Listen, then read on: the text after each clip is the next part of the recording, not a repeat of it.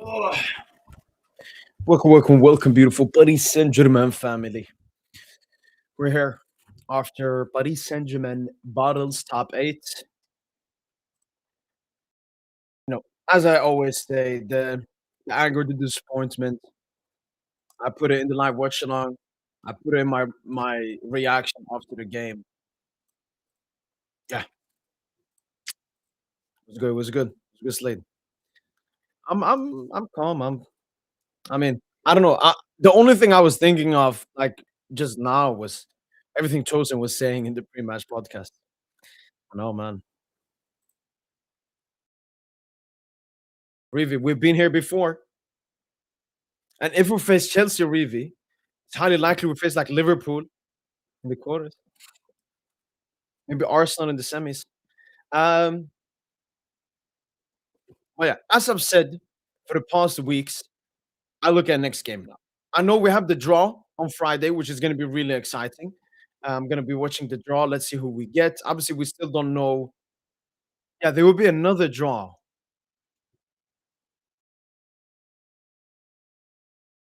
It was another draw, right? Wait, let me double check that. I think after we beat Brest, there was last year, there was another draw to see if because we were gonna face either Barca or Liverpool, I remember. I just wanna double check. Yes, sir, Arian. Just like last year, Arian, just like last year. I don't know. Top 8 is overrated. Top 8 is overrated.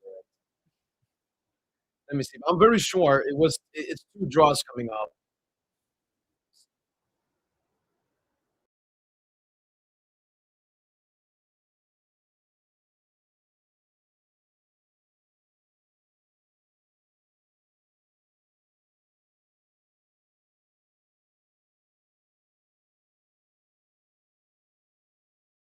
Yeah, exactly. So there will be a round of 32 draw this Friday, then after round of 32, there will be a round of 16 draw. Yeah, I'm focusing on next game at the moment. We have a lot of tough Ligue 1 games coming up. We're only, I think, 1 point at the top of Ligue 1. Let me double check. 2 points. 2 points, actually. Much better goal differences than Arsenal. They obviously lost their recent game. We've won, I think, our last 5 games in Ligue 1.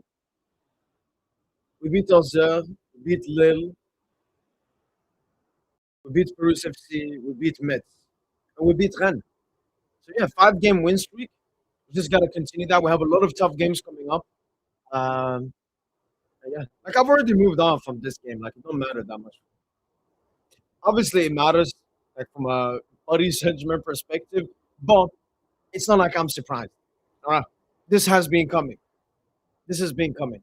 Our last 3 games in the Champions League, only 2 points picking up versus Bilbao and Newcastle, losing to Sporting, and then in the league, especially or in 2026 in general, we just haven't been that good.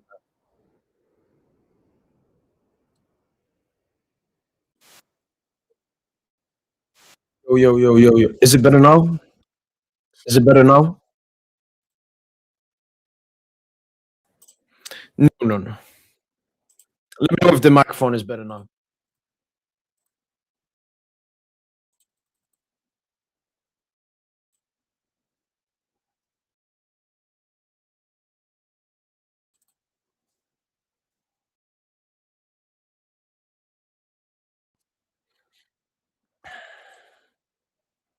If Newcastle could get a winner, wanna after today. Yeah, no, the commentators. No, I was listening to CBC Sports Golasso. I mean, it's disgusting. They have zero shame. These are not commentators. These are glazers.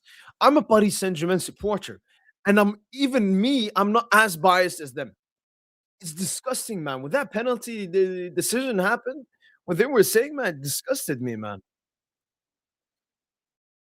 Oh yeah, no, Tosin, I forgot, man.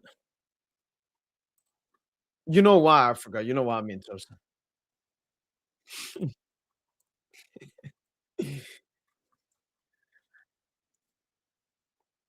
But yeah, I remember, Giannis, even when the game started, someone asked me, "How would you feel if we draw, if we lose and don't make top 8 or something?" I'll be like, "We'll talk about it after the game." I was not gonna talk about it before the game. I was confident we're gonna win and everything.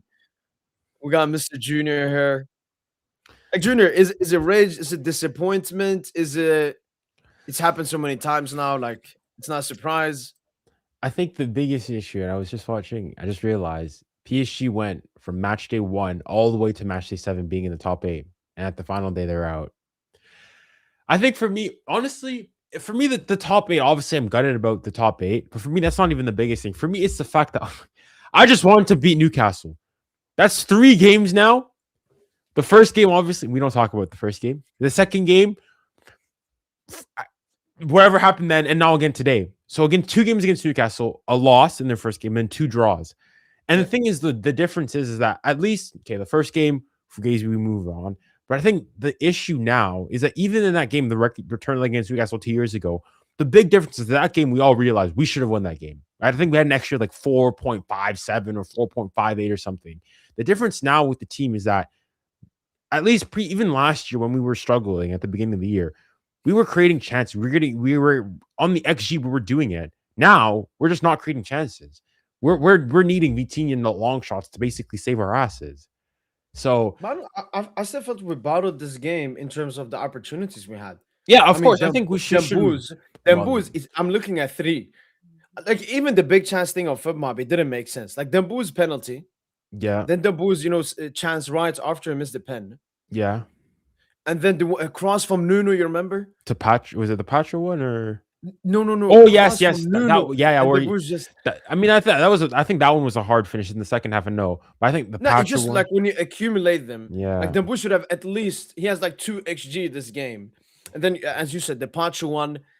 For me, it's the same problems we've had in 2026. We just can't bury games. I mean, we got goal. Junior, when we got penalty, we missed it. Then we got goal. And the energy we're playing with in the beginning, I was like, yo. The first 30 minutes 5-0. Yeah. We're getting revenge. And then, I don't know, I think after 30th minute, the energy just dropped down. Yeah. Newcastle started coming back into the game. Set piece here, long throw in there, disgusting there. Bro. I'm done with the set piece giving. Yo, person is happy. Yeah, look, you see his voice. You see, yeah. But what do you mean? What do you mean? I'm happy. No, okay, not happy, but you knew the script. You knew the script, Tosin. It's not that I knew the script. It's just. Also, I'm just been saying we're in big trouble. We're in big trouble this season. Like, let's be honest. We might get a deep run, maybe a semi-final Champions League run, which would be great. But ultimately, we're in big trouble. Like, the indicators are there. But today, though, if we're just talking strictly about this game, bro, today's game is strictly on OD, number 10. Like, I don't know what, like, that's probably his worst game in the PSG shirt. Like, legitimately. This was Dembouz Girona. This was it was the same Dembouz. Dude, he was even better against Girona than today, man. Like, today, I've never seen him so neutral. Like, he was net neutral, like, in terms of on the ball. He was an overall net negative, obviously, but, like, on the ball, just so neutral. I mean, there were so many times. Especially after missing that pen. It felt like, guys, this is what Dembouz does. Oh, I'm shit, guys. Let me play this humble gimmick where I just do passes, and I just play like a role player, basically. And it happens to Dembouz often. Junior was going to say something? No, it's just saying that, yeah, like, there was times, like, specifically where, like, Vitinha passed him the ball and he's like, they're just not communicating, or he's trying to play a ball, he just touches, like, he just did not look like into the game whatsoever. And one thing, though, I do think we need to go, and I think we need to also, I mean, I'm sure we're going to talk about it, is Lucho. Like, I'm sorry, but the gimmick of, like, well, actually, I don't mind if, we have to play a couple extra games. Like, it almost seemed like one thing that I've been hearing is, like, it almost seems like we did so on purpose. Like, we want to play these extra games. Because Lucho talked about it against Sporting, saying that, oh, actually, you know what? I'm not even sure if it's a good thing that if we finish in the top 8. Bro, Lucho's filling his pockets, bro. He's like, we're throwing games. We're just throwing games. I don't know if we're doing this on purpose. Like, Well, because the thing is, so he's talked about it twice. He said the fact that like, oh, I'm actually not sure if it's actually a good thing that we finish in the top 8 because especially now that we're out of the Coupe de France, it means less games. So it's like he talked about it twice, and then he's like, "Oh no, I actually do want to finish top." It's like, well, if you put it in everybody's mind and whatnot that you're okay finishing top 8, like even when we lost them, when the game was over at the end of it, it didn't even seem like the players were like all that pissed or anything. It was just like, okay, we drew the game, and I don't know. Like, did they get the script in the locker room? Like, this is I don't know, maybe. Like, As in, I guess you'd say that like, I mean, it's either going to be Monaco or Karabag. So I mean, okay, maybe you say Monaco. I mean, Monaco is a terrible form themselves, but like you get Karabag, that's a stat pad session. So I don't know. No, look. We'll win the playoff tie, whichever that is. Like, but then we face Chelsea or Barca. Yeah. So the way I look at it, when you look deeper, I think our Champions League run this season, even when we won 4 of the first 5, despite having the hardest schedule, legitimately, I still think the run has been fugazi this campaign. Like, our only great win was Barcelona, and which is why I'm saying we probably need Barcelona in the round of 16 to actually like light a fire under us, bro, because we play to the level of teams that we're better than. That's ultimately what I'm seeing this season. Like, such frauds. But yeah, like I think we're just the only thing we're excelling in collectively as a team right now is just like, the high recoveries. That's the only thing we're excelling in right now. Like, but if a team's in a rest defense or a low block, we don't really have the creativity, or there's very slow decision making. Like Dembele today was just like just slow to just make a quick decision,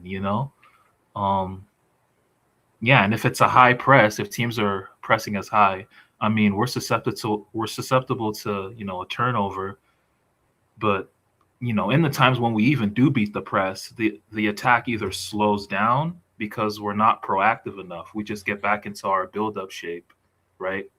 It gets back into the build-up phase, and then we are just passing the ball in the opposition half, hella sideways passes. So I don't know, man. Like, it's I'm just pissed, man. Like, it's disgusting, man. As in, I can't. But at some points, I was here going and like hoping for, who was it? Like Napoli to try to get, but I didn't want to have to rely on another team. No, look, Lucho said it before. I didn't even look at the table. I'm just thinking about the game. Bro, we should have lost, by the way. Harvey Barnes has to score. Yeah, Barnes. Yeah, no, I thought that was a goal. Plus, maybe they should have gotten a penalty. Yeah, the Marquinhos went in on Gordon. He didn't get the ball. Yeah, but it was that's not a pen. Little bit. Oh, the that one. I don't think that was a pen. I'm thinking more so like there was a potential handball in the first half that some of the Newcastle they were talking about, like, as in, I think that one though is different to the because I was on you spoke about it in your I watched your post game reaction.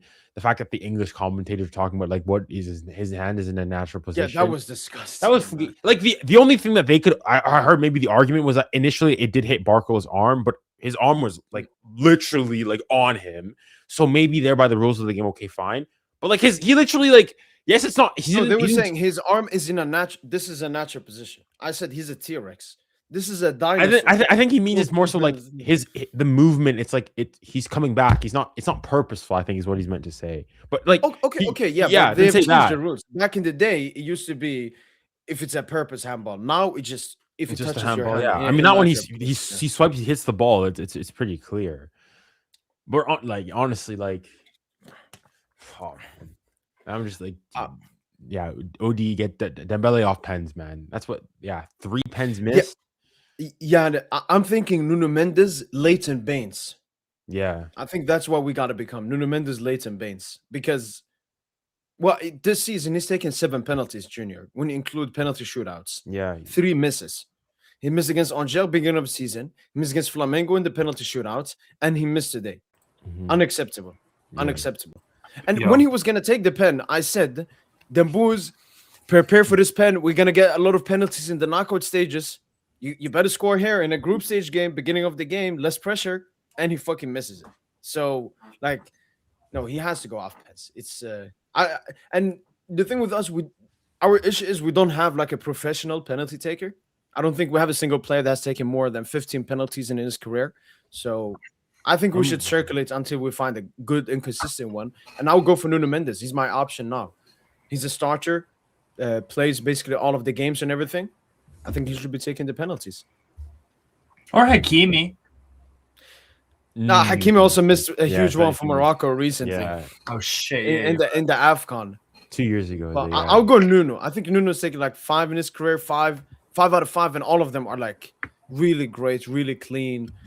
But again, maybe in a game he misses as well. But yeah, that I don't know. I guess there's him. Doué's perfect for pens thus far as well. Kang is not a starter. Why would Kang take pens, man? I mean, Gonzalo Ramos is. I think he's only Gonzalo, if Gonzalo was a starter, I would take him. He's very good on penalties. Yeah. Did y'all think it was a good save? Partially as well. As in, it was a good save, for sure. But it wasn't like like Pope, my man had to go full extension. no. I don't think it was a full extent. I think it was his third penalty miss this season. That's I think I he haven't showed even extension. seen. I haven't even seen the pen miss, but I'm disappointed, man. Like it's not like when I saw. I think it was just more.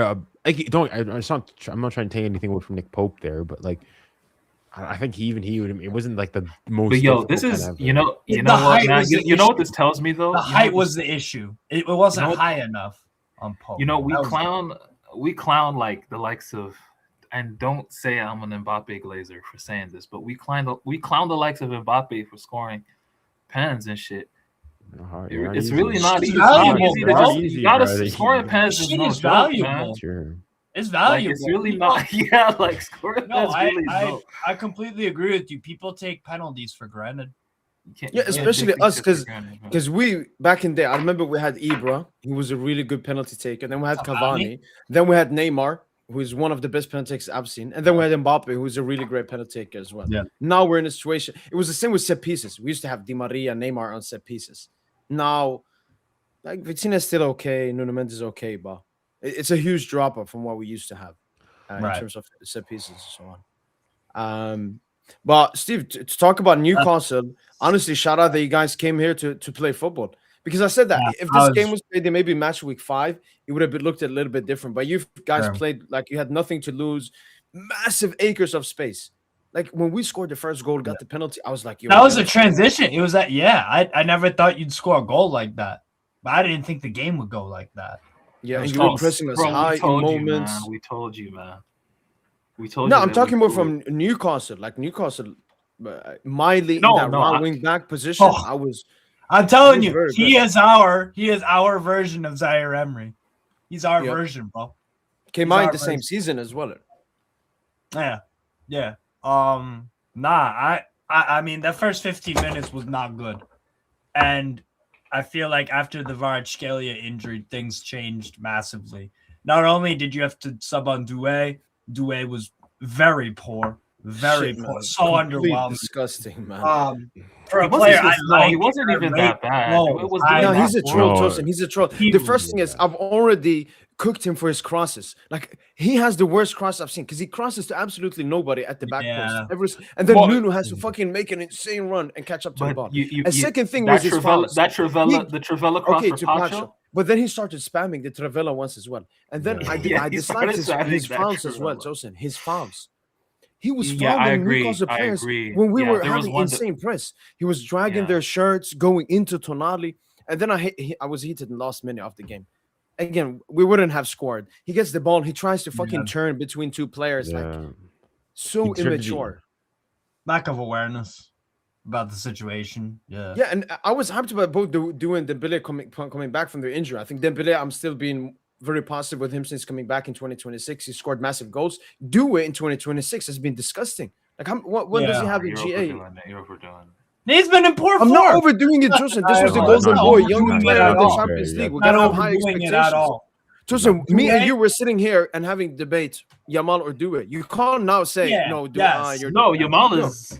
We all admitted Yamal's discernibly better. Like, No, we can go back to something. We had the pod, I think, not even a month ago, where we were discussing it more openly. And I still I remember accept that that. opinion. I still think when you look at raw ability and talent, it's not as far off as a lot of people say. And we No, were I discussing agree, this with and Pep. that's why we're But the crashing it on performances, Due. That's why I give it to you're Yamal. He's way more of a consistent performer.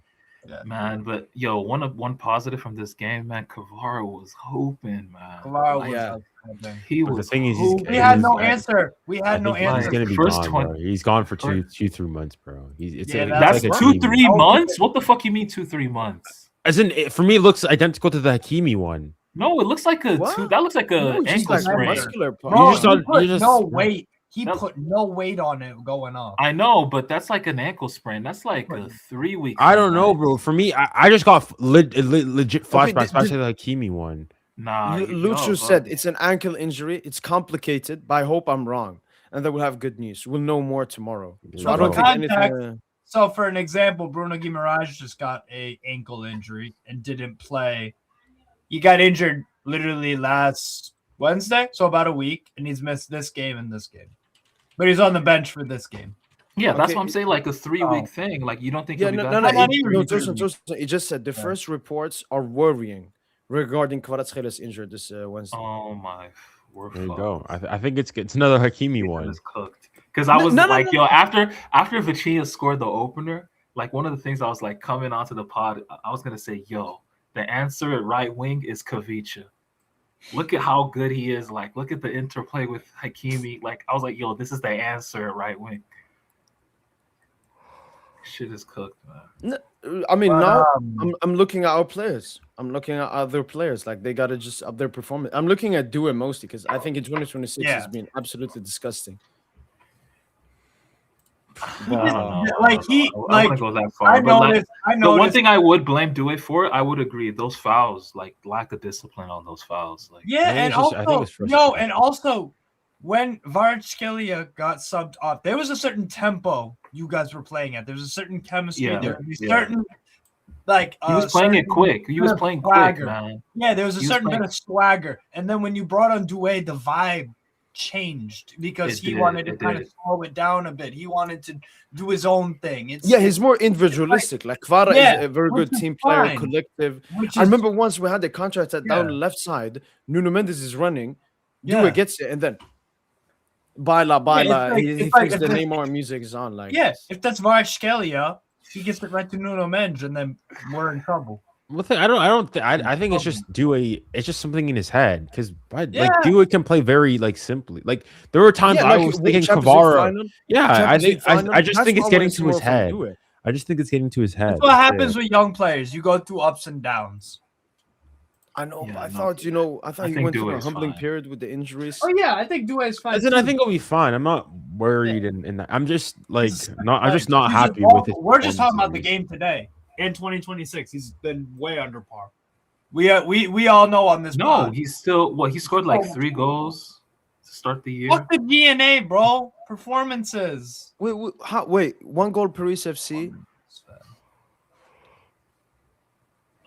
What else? Barcola freaking scored against Lille. Did that mean he played good in the game? No. Fontenay.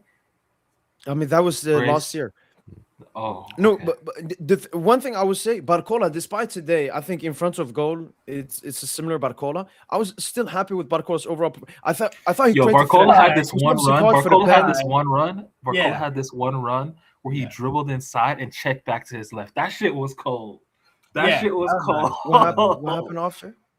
No, but he blasted it. Remember? Yeah, he blasted it over the Oh, bar. Blasted that it one. Yeah, over. I was When happy. I was Ramsey like, oh, almost that's a caught block. it, And then it went almost over. caught Lucho it. was fuming as well. He could have picked the pass to his freaking left though. I think Yeah, Joao Dembo- Neves was. And yeah, I think it was Dembuza or Neves, one of them. But nah. Even was a then, nuts it's like, run, yo, though. you just picked the pass, fam. But yeah, I felt the game completely changed once Kvaratskhelia got subbed off. Completely changed, and we were able to, and to give Eddie Howe credit, because I don't think the guy's level for us anymore.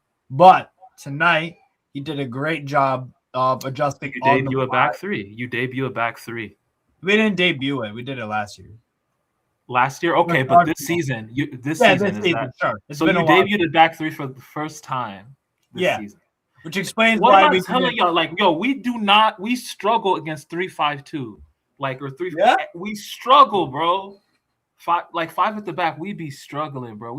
Bro. But this is the good thing I liked about it. is Sporting though did the same shit. Even though we played 3 at the back, and we're obviously trying to be defensive because you guys have a lot of talent and attack, we were still offensive minded. Like, we still tried to. There was intent to go forward, and this is the thing with Newcastle this whole season. It's like, we'll have a game like this.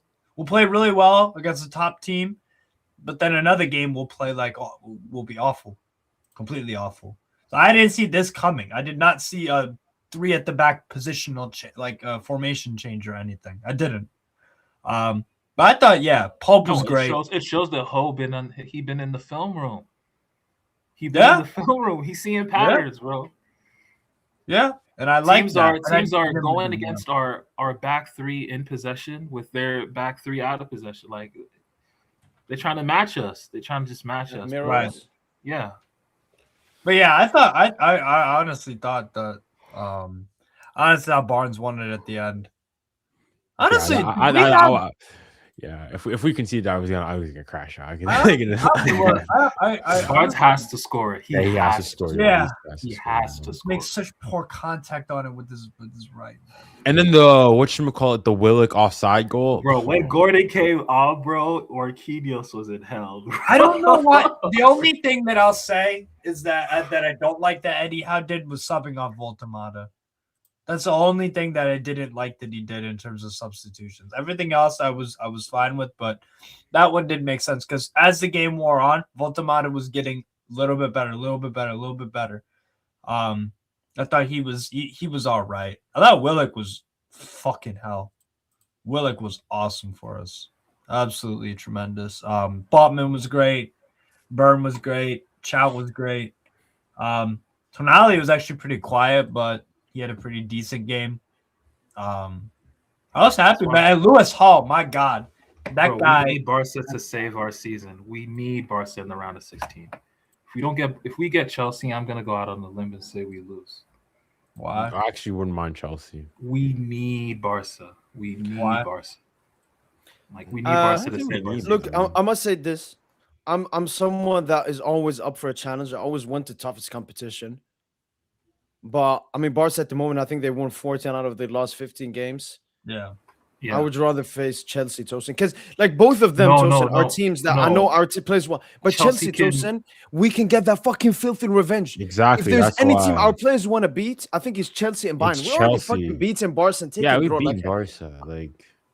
But Chelsea, I don't see it like that. I don't see it. No, I mean, Barca, because you don't rate Barca. That's the issue, Tosin. I rate Barca. Barca are a good team. I don't want to face them currently how we're playing at the moment. Chelsea,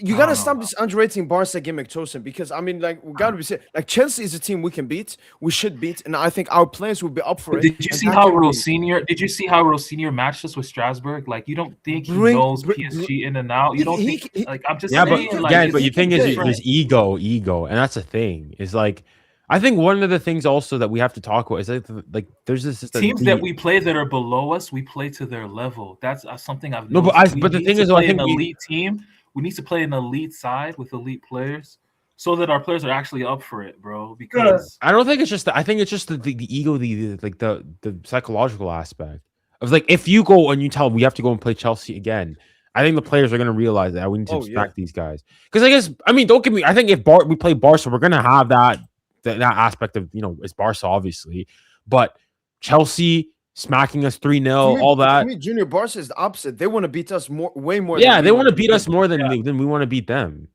Like, we've already knocked them out twice in the last time we faced them. We beat them last time with our B team. Like, not gonna lie, like the Barca agenda is kind of cooled off. Like, obviously, like if we face them, then obviously it's not an agenda. It's not an agenda. We need them to save our season, bro, because we're not. But why can't Chelsea save our season, Tosin? We saw our PSG players. We saw fucking Lucho. When have you seen Lucho fight? Yeah. Like, the anger they got in that Club World Cup final, especially I think after the Club World Cup final, that's when the mentality started. Next season, we want to go back to back. Because if we won the UCL and the Club World Cup, there would have been more celebration, all of that. So out of those two teams for those reasons, if we get Barca, let's go for them. Let's build up a great form going into that game. And you know what? Honestly, in the position we're in at the moment, we should be talking about Monaco and Karabakh and not Barca and Chelsea. No, we can talk about Barca and Chelsea, bro. No, Come one on, step bro. at You know that's a warm up. You know that's some bro. Stop. No, Tosin. It's not that I think we'll lose. It's just out of respect. And I don't want to respect PSG at the moment. They don't deserve. No, our PSG doesn't deserve those it. opponents don't. We don't technically in the grand scheme of things, but Monaco and Karabakh is not a serious proposition. Playoff. Well, Right. they are serious competition because they made the Champions League knockouts. Fam. I mean, good for them, but No, but Karabakh, that could be Brest like last year. I saw Liverpool beat them today 6-0. I think the game in Karabakh could be tricky, just like Brest away was tricky, I remember. you're not losing then to at the Monaco or back- Karabakh, man. Monaco got her number in the league. Give me The Karabakh. draw is offline. Give me for Karabakh, bro. Give me Karabakh, bro. I just want it for a stat pad I would session. prefer Karabakh. I would prefer. Give me Karabakh stat pad session. You know, let's go and do some press tour PR. And where are they? Karabakh? Is it Kazakhstan? Azerbaijan. I'm telling you guys, man. Chelsea can match us in midfield. Like all these Premier League sides, they just know they've done the homework. I'm just gonna be honest. The thing is, I don't think like I think. Wait, so you think there's a higher chance we lose to Chelsea than we lose to Barca? Yes. I actually probably don't necessarily disagree either. Yes. I don't think like I agree Barca's good, but I don't think Barca's that good. Barca are not good. I don't think Barca's that good. The chat is saying that they were shaky today. Defensively, you can get at them. That's the issue. It's a load of goals. I think Barca's good, but I don't think they're like when was the last time Barcelona beat like in Europe beat a big team? True. I'll give you that. Bayern last year in the group stage? Yeah. That's it. Yeah, I hear it. But you can say the same for Chelsea. I mean, you could say Chelsea beat Barca. But then you just have Barca or, you know. No, Barca. I mean, Barca are a big team, but as in they do not beat other big teams. Like you can go and say PSG, they've beaten Barca, they've beaten recently like Bayern, obviously a couple of cup rap, but like Barcelona in Europe, sure they'll go and they'll smack Madrid, they'll smack Atleti. Yeah. Pardon? I was just I was agreeing with you. I mean, Barcelona, they haven't won a Champions League in what, a decade? Coming up on a decade or some shit. Yeah. Never mind even beating big teams. Yeah. What's funny is Newcastle, we have to play either Monaco or Karabakh in the playoffs. So, I mean, you guys get whoever we don't get. Yeah. I'd like to bully around. I'd like to bully around Chelsea. I'm not trying to see Barca. I mean, I am in terms of like a fucking spectacle. Because Chelsea, Newcastle, I've seen that fixture for fucking years. So give me Barca, Newcastle again, but. I think we would actually. They're gonna rig it. I think we would lose to Karabakh over 2 legs, but we beat Monaco over 2 legs. Oh, you're in the same one as us?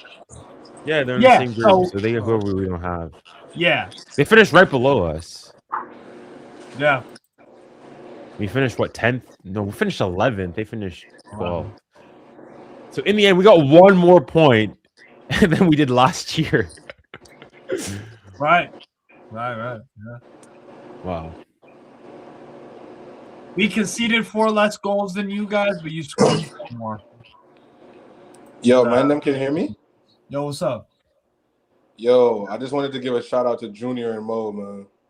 The only real PSG analysts we have that actually hold the team accountable, bro. After the last live stream, I couldn't believe the foolishness I was hearing. But shout out to you guys actually holding like the team accountable. You talking about the league game or the sporting game? Sporting. Oh, okay. When we have men like Tosin trying to make good of the foolishness that we were both seeing as parents, like, I just want to shout out to you guys because no funny shit though. What you guys said in that video literally came back to bite us in this game. Literally, no humility, no humbleness, no killer mentality. Just 45 minutes to go FC. Like, that's what we're turning into. We're looking like 45 minutes to go FC from like, and it's insane to me. Fox. What It's does that insane. mean I wanna- exactly? 45 minutes to go. Huh? What does that exactly mean? 45 minutes to go. Like since the Club World Cup lost to Chelsea, I felt like the players played like they have another half of football to play. Like the intensity There's no urgency. is not there. Yeah. Like if you see how they play, it's like, okay, we got 45 minutes to go. We got 45 minutes to play. We got another half. Like that's to me what Booze looked like today. And not even to call him out, but it's like I told Tosin, it's just like similar to Chelsea in my opinion. I really think that the Ballon d'Or might have been the worst thing that can happen to this version of Booze for us. Because if he wins it and he has the killer mentality, listen to why I'm saying that. If you have a certain mentality, like if you have a killing mentality, you don't need to be full or you don't need the smell of blood to want to be a killer. You just are a killer because that's what you are. Like that's your DNA. This season was the season for us to show like, okay, this is you building upon that. Like you're building upon the greatness that you obviously showed you can be. We're not seeing it, bro. How many total minutes does he play? Bro, I'm not gonna lie, Tosin. The more excuses that you draw for. No, I'm just asking the question. Just answer the question. No, just answer the question. Just answer the question. What does that matter? What does that matter? No, Well, I how think- many total minutes does he Listen, play? I agree. I don't You're think saying- I think we all agree Dembele's not been at the level that he was this time last year. But also, I will also agree with Tosin. He's not like Dembele is still like his goal production rate has still been pretty good. So he just played against Lille the other day. He's come on. He's been influential, impactful. However, he's not at the level we'd expect him to be. But it's like we can't be throwing out the baby out with bathwater. I think we have to be nuanced here. Yes, today he had a generational stinker, but we can't go and say all of a sudden now Dembouz is a fraud, he's whack and whatnot. He still had a. I just think it's hilarious. That's when KJ pull up. Yeah, but I get a stinker, like I gotta pull up now. Like, but listen, it's not even about, bro. It's not even about them boots. It's how we look. Period. How we looked as a team. Like you keep wanting to talk about. I only speak about Booze because he's the head of the snake. You love talking about head of the snake and the leader and this and that. Why do I need to talk about anybody else when the leader is not showing he's leading? I mean, he's the first person I called out. So okay, kudos to you. Shout out to you. That's rare from you. Rare W for Tosin, man. Rare W for Tosin. No, but I agree though. Like even when we were winning, like it was 1-0, I was going and saying we need to score a second goal. We need we don't have that killer instinct. We're still resting on our laurels. It was same thing against Sporting. We're like we need to score because I just felt Newcastle Sporting they were going to score, and then of course they go and score. I did and then, too. As the first half wore on, I was like, they're going to score. Getting they're a gonna little get bit closer. We're getting a little bit closer, and the thing was, you guys just you would just drop back a little bit more, and we would just push up defensively a little bit more. A little bit more. Yeah, we're starting to get really the throw-ins as well. Yeah, we were just starting to creep back into the game. When 10 minutes in, I'm telling you, 10 minutes in, it was like, yo, we're getting raw dogged out here. Raw dog. And if we compare, for me, when I saw the first 10, 15, 20 minutes, I was legit thinking of Liverpool last season at the back in the sense of that domination. Newcastle can't get the ball out. Obviously, we didn't score early on versus Liverpool, but it was just that constant energy, attack. Yeah. But against Liverpool, we did that basically for 80 minutes. Today, we did it for 20, 25. Obviously, the Khvicha injury affected it, but after that, it was we're 1-0 up. We just KJ talked about the arrogance. We're 1-0 up. Nah, Newcastle scoring against us. And then Newcastle obviously scoring at probably the worst time possible, right before halftime from a set piece. And then obviously we have to climb up again in the second half. Yeah. It's like we become too comfortable with that 1-0 lead because everybody was saying, let's get the second. Let's start killing the game off and let's remove Newcastle players' confidence. But I think Newcastle, it was a quick effect in the beginning of the game. And then Newcastle players were like, all right, we're getting into the game. Yes, we're exactly. Controlling the ball a little bit better. They're pressing a little bit worse. And no one freaking did it better than Lewis Miley because in that opening 10, 20 minutes, Mans was getting cooked.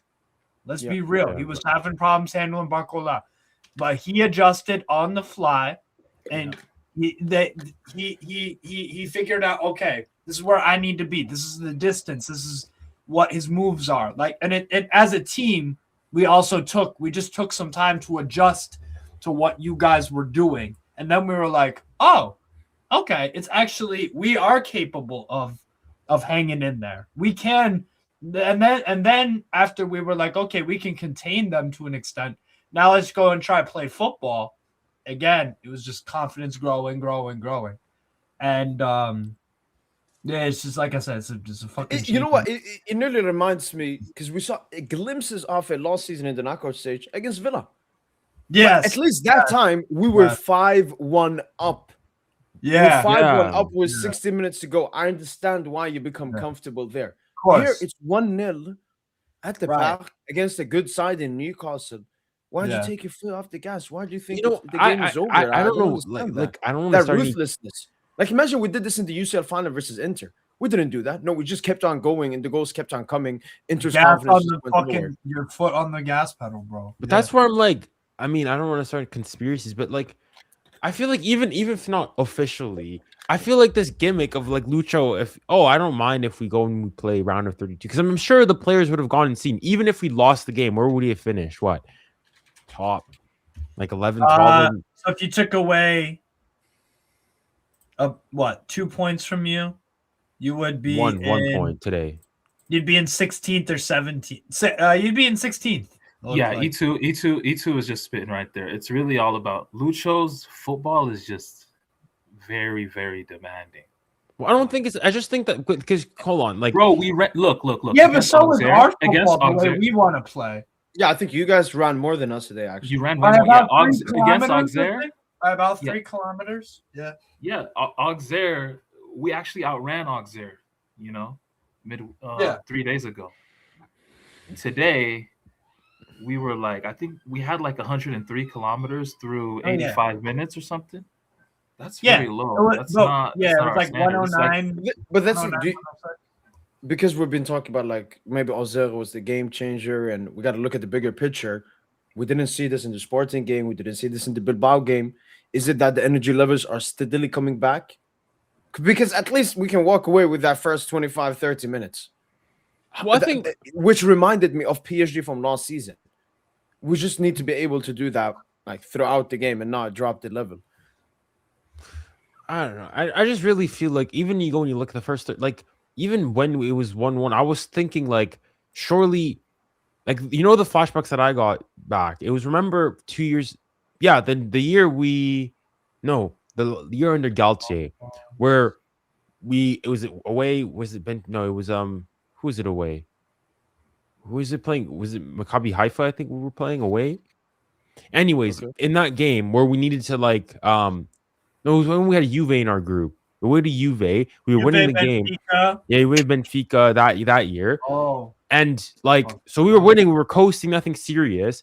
And then there's news that Benfica scored and we needed to score. I thought like Haifa. Yeah, I feel like we needed like that urgency. We just didn't have that. Like even you go and look at the last, like it didn't feel like we were trying to go and score. If anything, it looked Newcastle probably was more likely team to score, and that's where I go and say I think that 100%. Sort of indirectly, Luis Enrique's thing of I don't mind if we actually almost prefer the chill guy gimmick. Yeah, the thing of like actually before the game, like constantly going and saying that. If I'm a player, I'm like, well, if we make it to the round of 32, it's not all that bad. Yeah, because Enrique is their boss, and if your boss says you don't got to worry about, he's a reflection of the team. Sweeping up. Yeah. You don't got to worry about sweeping up. It doesn't matter. Like you can just and I remember it was the same in our group stage last season against Dortmund. Warren got the goal 1-1.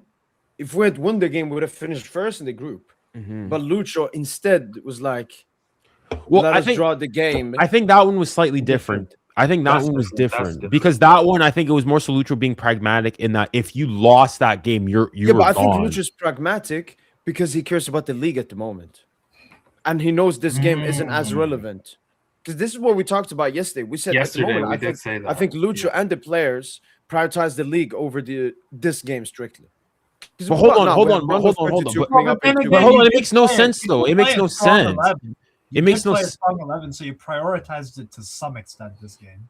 So Junior, you're talking about like if we'd won, we didn't have to play the next 2 games. Exactly. Yeah. So then what would be the difference? If we were prioritizing the league, if we'd won this game, it would have given us even more preparation for the league to go and put some distance between us. I think we need some games. I think we need more games. Yeah, maybe Lucho doesn't. Yeah, so mind like playing more if that's the games. case, and I think maybe that's why I'm going and saying that. If he's constantly going and saying that we actually need more games, we don't have any Coupe de France. It's almost like, yeah, I actually almost would rather us go and have to play, especially if he's gone and done and like, okay, guys, if we get a draw in this game, because I feel like it almost feels like at the end of it, Newcastle were also sort of fine with like a draw as well. Like, okay, sure, that it's a bummer that we didn't finish top 8, but then sort of a draw just sort of was We good definitely for. went for it though, because like Yeah, we Newcastle brought went out for it, Barnes whereas and PSG Gordon. didn't go for it. We And that's brought out the Barnes issue. and Gordon for a reason, and And even how we even started Dunn. the second half. The start to the second half. I remember it was Newcastle the first like 20 minutes. Yeah. Yeah, That tells me very it's like- similar, very we- similar to the Sporting game. For me, it feels Very like we tried to similar. kill the game off in that first period. We got the Yeah. 1-0. That's all we got. And honestly, if Newcastle hadn't scored Rob at the end of the first half, maybe the second half would have been more favorable. So it feels like we tried to win the game in the beginning, and then because of the low energy levels, maybe where Lucho told the players like, I don't know, play at 70% intensity. Because if it definitely feels Lucho tells the players what intensity to play at, basically like robots. And you can't do that against Newcastle. With the No, way but we- yeah. No, thing but is just Steve, I think Lucho knew there's a high probability we might lose a draw, but he was like, I mean, it don't really Fine, matter. it doesn't. Yeah, it don't really matter. Like, No, that's more so the mentality I don't like. It's like, I mean, I get it from the point of yes, we need more games and whatnot. It would mean that like we'd have less opportunities to rotate the squad, but like even just the optics of, again, that's where honestly almost last year is almost like a curse, because the neutral will just say, well, like, okay, well, look at what happened last year and look what happened in the end. Like, I don't think, like, I don't want, like, if we go and we think about it really, for all of Lucho's 3 years at PSG, he's never been in like a secured Champions League position.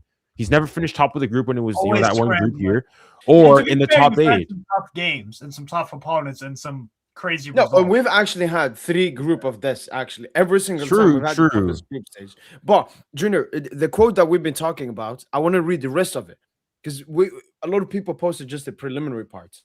This is what Lucho said before this. Obviously, if we win, we can finish 6th. But I would sign to lose or draw to win the Champions League like last year.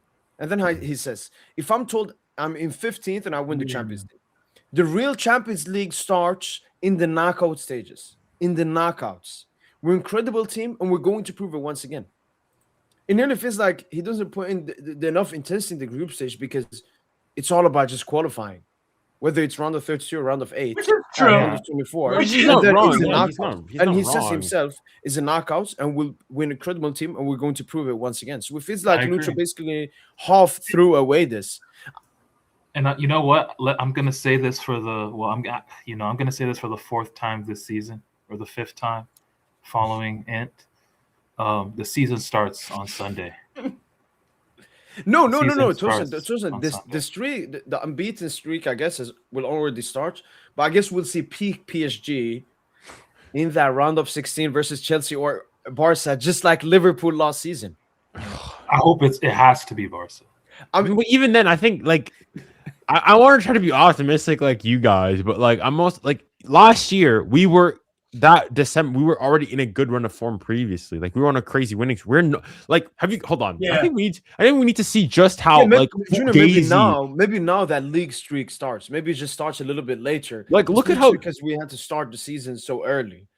But like no, look at how disgusting these last 5 games are for PSG. This Right. is Look, disgusting. the season started versus Auxerre. Just look from Auxerre. Bro, Like a draw versus Newcastle is not the worst, and then we beat Auxerre. So it's like plus, Junior, we've actually we've won actually our last 5 Ligue 1 games as well. okay, yeah, but we're PSG. We've got bigger standards than this. Like No, I know. I'm just saying we have a cheeky streak in the league. Obviously, Coupe de France, it's over. And honestly, you know what? We're not going to win the Coupe de France every single time, even if we should push to try to do that. We did enough to win the Trophée du Champion. We're into the next round of the Champions League. But this obviously doesn't talk about are we in a position where we can, actually believe in the Champions League? Not yet. But as I said, I think it started versus Auxerre, step by step. And we'll see in the next games. We have either Karabakh or Monaco we're all confident we'll beat. But the Ligue 1 games, like Strasbourg on the weekend, big game. Yeah, I've seen unfortunately for you guys, Yeah. Barco is suspended for the game. I think accumulation of yellow cards probably.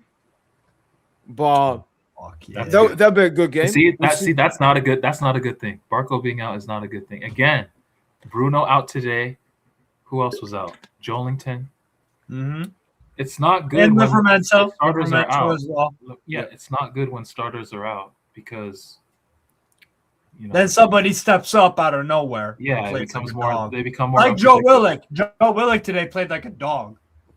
Yeah, Like he was getting on the ball and just driving at dudes. Yeah, running, chasing every lost cause, like fucking fighting, and there was quality too. That freaking disallowed goal. Oh my god. Oh, it was so close. I wanted to show the difference between two performances. I forget about that disallowed goal. Wow. Yeah, we had chances. It was a good game, fam. It was a good game. What do you guys think? But look back at I'm gonna be honest, bro. I'm gonna say something. I think our whole Champions League run has been fugazi, man. Even like the games we won. Like you mean this season? Yeah, this whole campaign. Apart from one, Joseph, Atalanta is like the only, because even Leverkusen, you could say fugazi, because majority of the goals came in the second half. In the beginning of the game, I remember we struggled for like 20 minutes. Then red cards, they get 2 penalties. They even miss a penalty. Barca, it was like a mentality. Actually, you know what? I'm gonna say Barca's the big win. Barca's the only Atalanta were excellent. Atalanta were excellent. Let's not big chances. Y'all that was peak PSG. That was peak. No, PSG. we were cooking that game, but it's just Atalanta just lost to USG. They lost to Bilbao, who we drew with. You know what I'm saying? Like, I'm just looking at the matchups. This is a team that's like 5 to 8 points away from top 4 in Serie A. Like, we kind of been on some fugazi shit like this season, bro. Look at the difference. Again, I will admit, that was massive fugazi. Spurs was massive. Spurs is just Vitinha heroics, like midfield heroics, really. PSG midfield heroics, like. We didn't deserve top 8. I do want to say we obviously had an extremely tough thing, group stage, obviously, but maybe we weren't one of the best 8 teams in the Champions League so far this season. And we've been relying massively on individual ability, like fucking Nuno Mendes. Like even today, Nuno Mendes, like he just keeps on doing every single game. He's been amazing this entire Champions League group stage for us. We've been relying on that. He was trying so hard to make everything happen. He was running everywhere. Bro, he played a pass for Dembele, like just out of nowhere. Those like low driven ones. Yeah, that'll just split through the whole defense. Doing everything. Once when he attacked Miley in the box, he goes inside and then he nearly just pushes him a little bit to the side and then creates like a huge opportunity. I think he went to Warren. I got to do better than this. Yeah, he skied Zaire in the box. Yeah. No, he caused havoc, man. Look at the difference 2 years. What 2 years make? This is today. This was 2 years ago. Look at how much more dominant we were in the first time round. 4.54 XG to 2.58, 31 shots, 7 shots targets, 9 big chances created. Whereas this time we only had 3. One thing though, Junior. That was a game we actually had to win. Bro, we couldn't lose. That was a game we couldn't lose. All the big chances missed today, those 3, all Dembele's. Like, all the 3 big chances missed. Yeah, they're all Dembele's. We're just a good. Hold on, what was the third? The one we went through, Junior. I think all of them. Yeah, all of them. The penalty. Okay, I don't save by Pope, and then that cross from Nuno.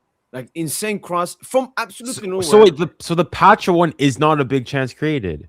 Yeah, that's why I don't like the big chance because exactly. I don't think the Nuno cross. Like when I said that Nuno, I didn't get mad at Dembele for that. What was it? Like the worry, it's a low cross and he tries to hit it first time. And I don't think that's just a difficult finish. He hits it with the left, and it goes. This is the Ballon d'Or player with. That's a difficult. That is like legitimately a hard finish, but he can definitely score it. He should be scoring that, especially after everything he's done. But at that point, I'd already been so cooked at Dembele. I was like, generational thinker, generation. It's crazy, man. I just want to quickly take the super chats. They've been here for a while, so the first one here from Banter. It's fine. Thanks so much for the super chat, man. Massively appreciate it. Barca are probably easier than Chelsea, although I think Barca are more dangerous. I'm certain PSG can take advantage of Barca's offside traps. Will be third man midfield runs. I think they're less compact than. Yeah, look, for me, my opinion is this. I think Chelsea are tougher to beat because they're more defensive, conservative side with physicality and bodies. But Barca is a better team and is more threatening. I don't think Chelsea are threatening. And what happened, honestly, that Club World Cup final, massive amounts of it was a Maresca masterclass, and he's not even there anymore. True. And even the Chelsea vibe and everything. So I think Chelsea. But you may don't be a think little bit tougher. Rosinha has been matching up well with PSG with Strasbourg, bro? yes, He beat us last season. Yeah, He but beat I us don't last matter. season. Okay, that no, game, pause, that game, pause, pause. we Last had, season. we had Kamara in Yeah, the yeah. midfield Come in on, that come game. on, come on. Let's also. We'd already won the league at that point, and we were focusing on the UCL. That I'm was not a taking Strasbourg anything. I'm just stat saying, pad. but like even this Yeah, season I'm not- too, no, they came I don't in, wanna- got a 3-3 No, draw. I don't want to take away anything from Strasbourg or Liam Rossinier, but obviously Maresca is a much better manager than him. And obviously Chelsea are not going to be I'm as not- good in that Club World Cup final. I don't want to overhype Chelsea, and I don't want to overhype this light-skinned Arteta either. So that's how I feel about those two ties. But yeah, thanks so much for the super chat. Barca easier than Chelsea. I think Barca more. Yeah, exactly. Barca more threatening because even in that game when we were the better side, Barca still had massive amounts of opportunities. Zabarni double clearance, and yeah, we're maybe a little bit fortunate to only concede one goal. Second word from Nicholas 0193. Thanks so much for the super chat, man. I lost 500 betting on this game, man. I've told you countless times, do not bet. I will keep saying that. I hate to be that guy, but he said this before, actually. But the Boots may not be that guy anymore. I miss Kiki. Again, is he? Okay, maybe you're a PSG fan. Again, this doesn't really make any sense. If this was last season, this was a valid answer. Mbappe had just left the club, and we were Champions Leagueless. We just won a fucking Champions League with Dembele being the main man. What the fuck is? So thanks for the super chat. Stop betting and let fucking Kiki enjoy his time at Madrid. He wanted to leave. Why should we sit here and fucking mourn about him? Mbappe is enjoying his time at Madrid. Let him enjoy it. Go get Ethan. Just go get Ethan, fam. Go get Ethan. I like Ethan, but go get Ethan, bro. I think that's a little bit over now. Ethan Mbappe is yeah.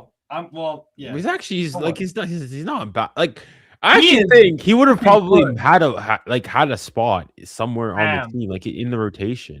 No, it was just politics. It was just politics. And we can't keep Faiza at the club. I mean, she's a leech. I would never keep her at the club. Like that's why, honestly, like I feel bad for Ethan of all. Like it's unfair on that because of who he is. You know, his family is that he has to go. It's like guilty by association. Yeah, it's exactly that. Like I think Ethan actually like even when he liked the club because he loves the academy. The club, yeah. Like not gonna lie, I didn't really like because you know when he got subbed off against us, he got booed. I understand. And you know what? He really deserved that because he didn't do nothing. No. You know what's the filthy thing? If it was actually Mbappe, those French fugazines would never boo Mbappe. I don't know. I think someone would actually boo. I think someone would boo. Some, but they wouldn't boo him as much as they booed Ethan, man. Well, let's be honest. But the only reason they're booing him is because of. It's not because like they have nothing against Ethan. He's not done or said anything. Like what? Mbappe. And now they're gonna boo Ethan. No, they started booing him at the end there. Like for example, his last day, like there were people booing him whilst like they announced it. Like I think Mbappe still had like a barbecue with the ultras and shit, man. He was politicking. No, I think the only reason they were booing he left Ethan, on reasonably good terms. That day where Neymar and Messi were getting booed and Mbappe wasn't, that's when I knew shit. Like it's different.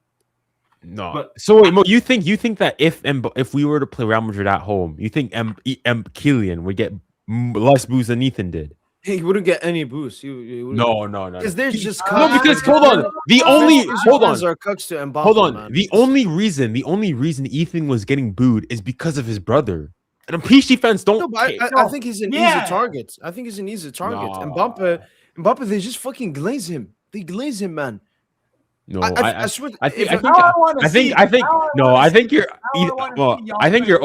overrating. No, we should. I want that. I think Mo, you're overestimating the. I think actually, if anything, French fans are probably more strict on Mbappe than like non-French. Like if you go and ask them, among French circles, a lot of people will go and consider Mbappe is not a PSG legend. Like straight up, not even just he's not in the top, not a PSG legend at all. Like they will legitimately go and Kinda say, like how it's very similar to when Napoli Objectively. fans. It's like when Napoli fans started to hate hardcore on Higuain when he moved to Juve. So and that just broke his legacy there.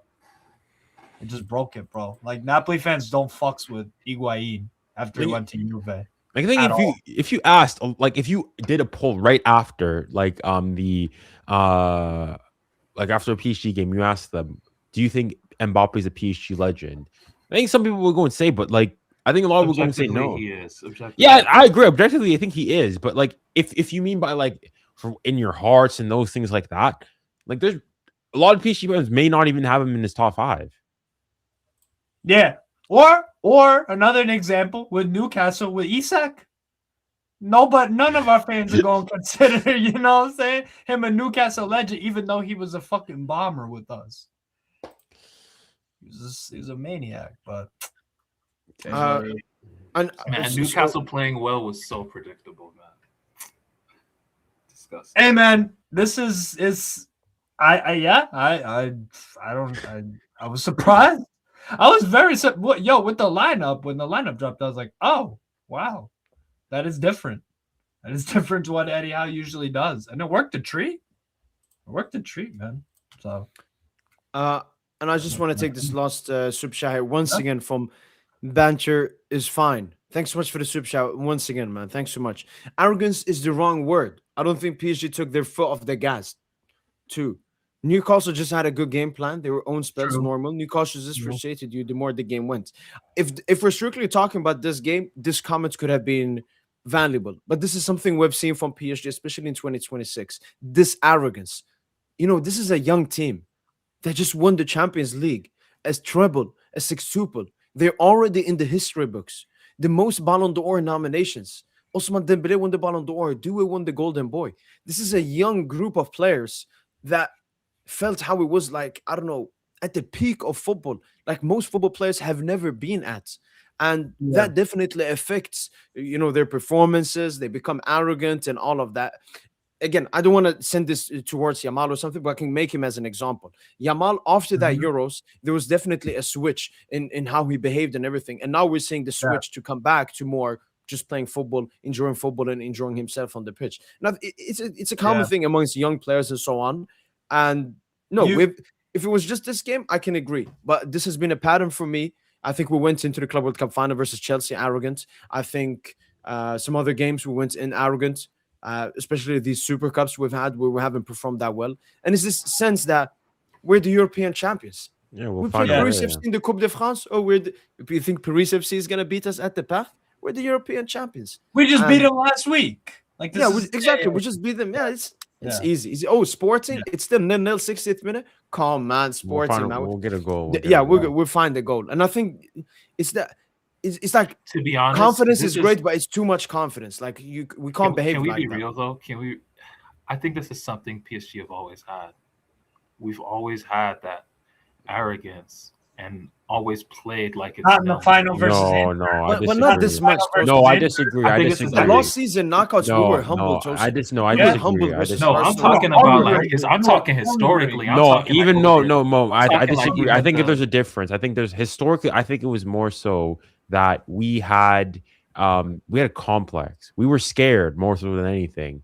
Yeah, I think like the Real Madrid stuff, it's more so like, oh, they can come back at any moment. We had that bottle gene. If we're being honest, I don't think it was arrogance. When we played Real Madrid that night, it wasn't because we thought we were better than it was. We were scared that something like what happened with United and whatnot, the Barca 6-1. I don't think it was arrogance. Now I think we're arrogant. More of just complacency and taking things for granted. Yeah. But today, what happened though? We just grew into the game, and you guys didn't have a response for it necessarily. All right, I have an honest question for you guys. Who was the better team today? Or is a draw a fair reflection of the? I mean, I think if you look on it statistically, like I think a draw is a fair reflection, but. Yeah, you could. I think Newcastle executed the game better. You could judge it with whatever. I think Newcastle executed the game better, and like Honestly, I would say a draw is a fair result. Like if we'd lost that game, I wouldn't say we deserve to lose, but I would also like I'm not it's even one of gonna them lie, bro. we did not deserve to win today. Newcastle didn't play as well as Spurs did at the Park. Really? I don't think Like Spurs Spurs- played. I didn't watch you guys play Spurs. so I don't got think no Spurs idea. played that. I don't even think I don't think honestly, PSG it's played that comparable. good. It's honestly comparable to at this point. Mo, what are you saying? Who do you think was the better Yeah, team no, today? for me, when I look at What who was was the better team, I look at who controlled the ball. And I think when it comes to control the ball, I think PSG, I would maybe give it 60, Newcastle 40. Newcastle still controlled a lot of time spells, PSG a little bit more. And then I look at like chances created. And I said it after the game, I think we had this game a little bit in our own hands when you look at the chances we created. Not that Newcastle didn't create chances. I remember Elanga back post, where we mentioned the Barnes one. Disallowed goal. Maybe a penalty for Gordon and so on. But when you look at the chances we had, and I'm looking, it's not chances like the Pacho chance. Pacho is a centre back. It's calm. It's calm that he misses that. It's a normal thing that Pacho misses an opportunity like that. But I mean, we had Dembele Ballon d'Or, put the ball on a fucking plate, a penalty, great 1-2 with Warren Zaire Emery, and then the opportunity in the second half. Like if I tell you we're gonna give Dembele 3 big chances in a game, usually he would score at least 2 of them, but he missed them all. So from that sense, I think PSG, in terms of chances created and so on, bottled this game like a 2-1, just at least a 2-1 from PSG standpoint, especially with us conceding right at the end of the first half. It's just shooting ourselves in the foot. And by the way, I saw some people criticize it, and I didn't criticize it. And by the way, Bentorino, thanks so much for the super chat. Should Marquinhos be blamed there? I didn't blame Marquinhos. I think he tried to head the ball. The ball was just a little bit too high. Marquis is food, though. Marquis was Gordon. good today. Yeah, I said Gordon. for all things. No, like, he was did good, but well. I'm just saying he food. Actually, no. He had He had a vital challenge. That one chance, bro. I was like, Voltemaro's gonna square it, and we're down. Yeah, Ramsey. There goes Ramsey. Jacob release it right the fuck away. It was like that was a crazy challenge by Marquis. It was like 77th minute or something. It was pretty late in the game, and it was we won it high. We won it like high middle of the pitch. Then we did it inside out, and then it got to fucking Ramsey, and then it was a 2v1. It was like, bro, he just needed to pull the trigger right away. It's Ramsey though. If it was Gordon, bro, Gordon had blood in his eyes when he seen number 5. I'm sorry, bro. Like Marquis was in hell. I was like, he was in hell against Gordon, dude. Gordon had good cameo. I'm critical of Gordon, but no, girl. He was very good off the bench. And one thing, obviously, now we don't talk about the offside goal. Obviously, a clear offside from Willock. Yeah, definitely. But Safonov, because I knew that Willock, I knew that Willock didn't have like the precision to corner it around.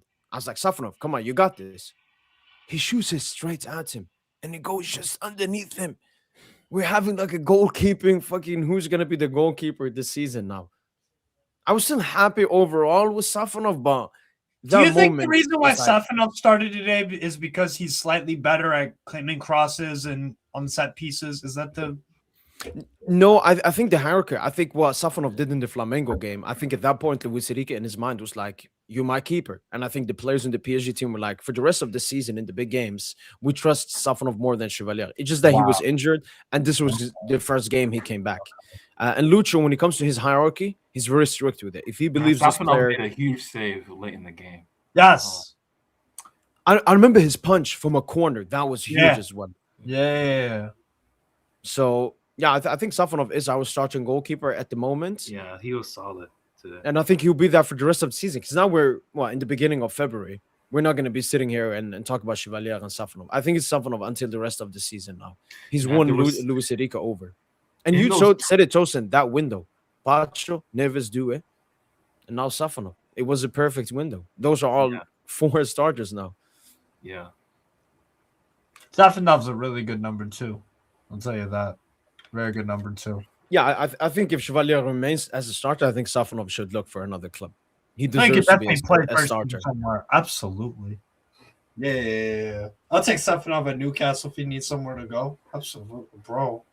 And he's just more confident. Like, he was attempting a lot of He's long not a balls bigger as well. talent than Chevalier, but he just does the basics better right now. So. Yeah. Like I said, I still think Chevalier is gonna come good for you guys. Same. This might just be a rough first year, and Do then you know what this shows also? If Lucho was our manager in Dona's first season, he would have treated that situation differently. I think he would have kept Navas as the starter and told Dona, chill out, your time will come. Yeah. Because I think that was a mistake by Poch. And obviously we saw that, Donnarumma versus Madrid. Punch man management. Yeah, no, that was a disgusting He's terrible. All right, guys. I'm probably gonna have to head out. I've got a busy day tomorrow, but thank you as always. Good to see you, Junior. Pleasure coming on. Absolutely. It's another 3 games, no wins in the UCL. 3 games, no wins in the UCL. At least the Ligue 1 form is cooking now. It's like we've switched the forms. Yeah. Yeah. Just so you know, Junior, maybe you will do it. The draw is on Friday, just so you know. 12 p.m. 12 p.m. Central European time. Excited for that. Yeah. Well, hopefully give me Karabag, nice stat pad session. We'll go over to Azerbaijan, do some press. Yeah, you know what? I will shake your fucking hand right now. We get Monaco. You want Monaco? Yes, I'd rather play Monaco. Okay, fair enough. Karabag suits the Brest gimmick. We play Karabag away. We get like a 3-0, but a tough victory. Smack them at the park. Then we face Chelsea, just like Liverpool. We peak against them. Yeah, and then if we win that, if we play Chelsea, that means we then get most likely Spurs. Assuming they win their Spurs or Liverpool, we're on that side, so we could have another like full English way to the final. You know what? It's gonna be Monaco Chelsea. It's gonna be Monaco Chelsea. Okay. I'd much rather play Monaco. Junior, it's a great time, Chad. Now it's a great time. All right, see you guys. Bye. Take care, Junior. Like I don't think we've realized people like Monaco have been in like shit form for like a while. They're bad. They're in way worse form than Karabag. Has been so bad. Akhliosh has been so bad like the season. Yeah, Akhliosh looks a fucking shadow of who he once was. I'm Jesus. I think these teams, I think a lot more teams will start going to back 3, bro, against us. Teams that already play it systematically, they're good, but a lot of teams will start doing it. But do is by the time we face Chelsea, I think we need to get Monaco Chelsea. You know what? If we're serious, fuck it, let's get Monaco Chelsea and let's win. That's what you meant. I thought you meant like Monaco are gonna beat us and face Chelsea when you said that. No. Okay, I'm talking about the route. Okay, my bad. I mean, yeah. Monaco could be a tough. Monaco, just like last season, a Ligue 1 team. Back. Yeah, and it's gonna be a tough game. Get it out the mud. Chelsea. No, Monaco would be tough at their ground. You guys haven't won at the Stade Louis II in a minute, right? No, we actually got a huge victory last season. Yeah. But then before that, but the usual form there, is disgusting. Yeah.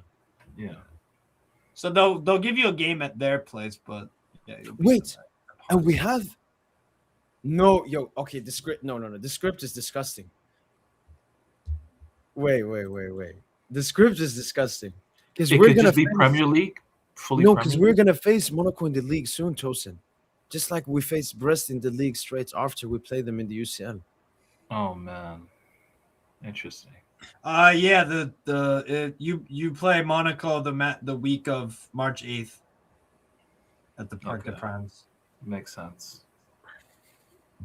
So the game it's not looking good at the moment. We'll get more answers tomorrow, but at least 3-4 weeks, man. Like Kvara was hooping the first 20 minutes. Yeah, it was. We had no answer for him. No answer. Kvara in the Champions League, different player, man. Different player. And his stats at UCL are actually insane. Yeah, 3 goals in 5 games. Yeah, and last season he had, assists. I think, 3 goals, 2 assists or something. In the knockout streak as well. He is sick, man. He's sick. And you see, bro, Kvara fans be like, oh, he should be playing on the left. No, he's actually low-key better on the right. I swear to God, he's actually low-key better on the right, man. Yeah? He just makes quicker decisions. then when he dribbles inside, he just causes so much havoc. Like that transition for the Vitinha goal is just beautiful play, man. You know, We left way too much fucking space for Vitinha to shoot, man. yeah, Way too much. The I was like, space, oh, I the literally, space in I was zone like, I was 14 dude, I was was counting 1,000, crazy, 2 1,000, 3 1,000, and then he shot, and I was like, fuck, can't do that. You can't do that, bro. That was poor. Just ball watching out here. It was a good strike though, Vitinha. I won't take anything away. It was a very good strike. Very good strike. No, I was once really mad at him. He did that shot again, Tosin. Which shot? There was one of his long shot was heated, that man. He's just spamming them. But I mean, he scored a goal, today, bro. and that fake, Yeah, just fake. Yeah. He sent Lewis Hall. Fam. Yeah. He sent man. drop on his ass. He sent man. But you know what? We got better after that happened, which is the weird part. Which I Yeah, give the team. I it give was my boys full credit for. I did not think. But- that game was only going one way until Kvaratskhelia got hurt. Unfortunately, it's like seriously, it was only going one way, and we got a slice of misfortunate luck, kind of with the injury. I don't want to see nobody get injured, but game changed from there on because, like I said, Doué came on and the vibe just changed. You got to stop playing as a team, and it was. And you know, Steve, that's why I want Doué more centrally. On the wing, he slows the game way too much down. Like even in the UCL final, when you think about his goals and everything, majority of it was in central areas. And I want Dembele more on the wing. No, they're in because he's been an transition. insane They're all playmaker transition. this season. Kind of similar to Morgan Rogers. You kind of want him more central. I want him more in the half space. Central. Obviously, Hakimi was back today, but it still felt like Doué was more. I don't know. He didn't like. I don't remember he completed a single dribble today as well. Like, I've no clue what he's trying to do on the pitch. Every time he's on the pitch. Yeah, Lewis Hall had him pocketed, fam. I can't lie.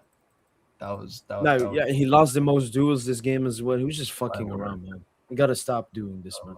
Especially by being benched. Like Khvisha, the game before, bench comes on towards the end, pop, scores the goal. That's what I want to see when you come off the bench. Doué came on and it didn't look like he was benched today. Like he didn't care that he was benched. You gotta get mad when you get. Yeah, benched. he didn't play with any urgency or any tempo. It was just like and Mbaye, I know he was at the end, brought in good energy. Like Mbaye, I think he should. But it was start too late. It was like 3-4 minutes left. Yeah. So who do you start against Strasbourg? I'm looking at the players that like will Dembele start? The thing is, the game is on Sunday, so we have a little bit of leeway, unlike last week where we played midweek and then played on Friday. But we have one game a week. For 90 minutes. Will them? We have one game a week for all of February, bro. No, round of 32. It's on the first one is 16th or 17th, and then 25th or 26th or something like that. 23rd, 24th of February. Oh wow, okay. Yeah, so that's gone away now.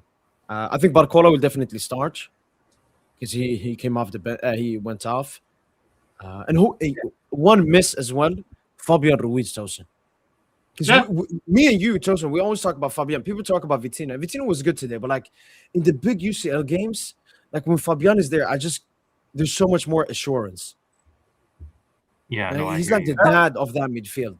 Like you got the old brother in Fabian, the middle brother in Vitinha, and the younger brother in Neves. Like and Warren wasn't bad today. Just that Fabian.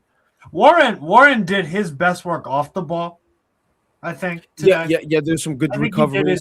Defensive recoveries, the tackles. He had some good moments. Plus, he played on the left. Like he usually plays more on the right. So not out of position. There was a play where Warren tried to accelerate on a player like on the touchline, but he couldn't. Yeah, on Miley, I think. Yeah, it was. But I mean, Miley did that to like so many players, like that tackle. Yeah, he's sick, man. Huge legs. Sick. What a man. Player, man. But I liked his 1-2 with them. No, that's disappointing. That's disappointing from Warren, man. Lewis Miley, the fucking truth, yo. He's a fucking truth. Good player. And Giannis says this, and he said that I remember at the end of the stream as live watch along. Like I don't know, Chosen. Was that a gimmick, Chosen, or do you actually believe like he's ruining our season? I just think Chosen, since this first day of Lucho Chosen, one thing I've noticed about him, he always looks at the bigger picture. If it's a game, he's like, "This is a game we don't have to win. All right, I don't care." I'm just not a fan of the. I don't know, man. I just don't think the football, like the lows of Lucho ball, are crazy, man. The lows of Lucho ball are crazy. No, especially because he's made us so systematic. In a game like this, if this was previous PSG, we would have seen players, puffing and doing everything to come back into the game. But in a game like this, we don't see as much individual responsibility, I guess. Like in the 85th minute, there was no urgency. There was still just Lucho. There was two players who was trying to do the individual thing. One was successful with Nuno Mensch, and then the other was Doué. Doué didn't work out, and Nuno Mensch didn't. I feel like Nuno Mensch didn't get into the final third of the box as often as I would have expected either. I think that's something also that was a big thing I noticed about the game. Like in the final third, like I like with PSG, I'm always like, yo, Nuno Mensch and Hakimi, they are fucking threats inside the box. Huge threats. And I feel like they did not get into many goal-scoring opportunities. They set certain things up, particularly Nuno Mensch, but like how many shots did Hakimi and Nuno Mensch have inside the box? Hakimi had one header in the box. Header, exactly. Yeah, the header. Nuno had a shot outside of the box. But other than that, we canceled them out offensively, really. Yeah, I think maybe you guys playing more of a 5 at the back, because usually we face teams with 4 at the back. Then Dembouz is just central, has the 2 center backs, and the wingers take the 2 of them, and then they are the open flanks every single time. Yeah, Dembouz draws players out, and then you go. Then exactly, they run, and they and then he has to just execute the pass. Yeah, but Barcola, man, like. I love him, but man, I just wish like Barcola was the kind of player where you can just keep feet. Like that's what we did against Auxerre, but it's Auxerre. But like we can just keep feeding him, and he's just gonna cook. He's just gonna keep cooking. Yeah, he didn't. Like I said, he just drifts in and out. Miley figured him out. Figured him out after like 20 minutes for the most part. He figured him out. Barcola starts off really hot. Like it was like he's very scary to deal with because of his pace, because you're very cognizant of same with Doku, who Miley struggled with when we played City recently. Struggled the first 20, 25, 30 minutes, but as he kind of adjusted on the fly to how Doku plays and how Barcola plays, then he just got more comfortable defending against him. It was better. But yeah, you're right. Barcola starts out hot. He does. I just can't believe he didn't pass. I can't believe he didn't pass and decide to shoot right away, fam. In the second half.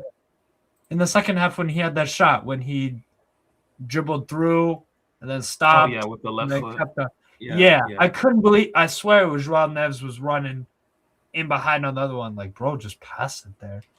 It was on. It was on for a split second. It was on.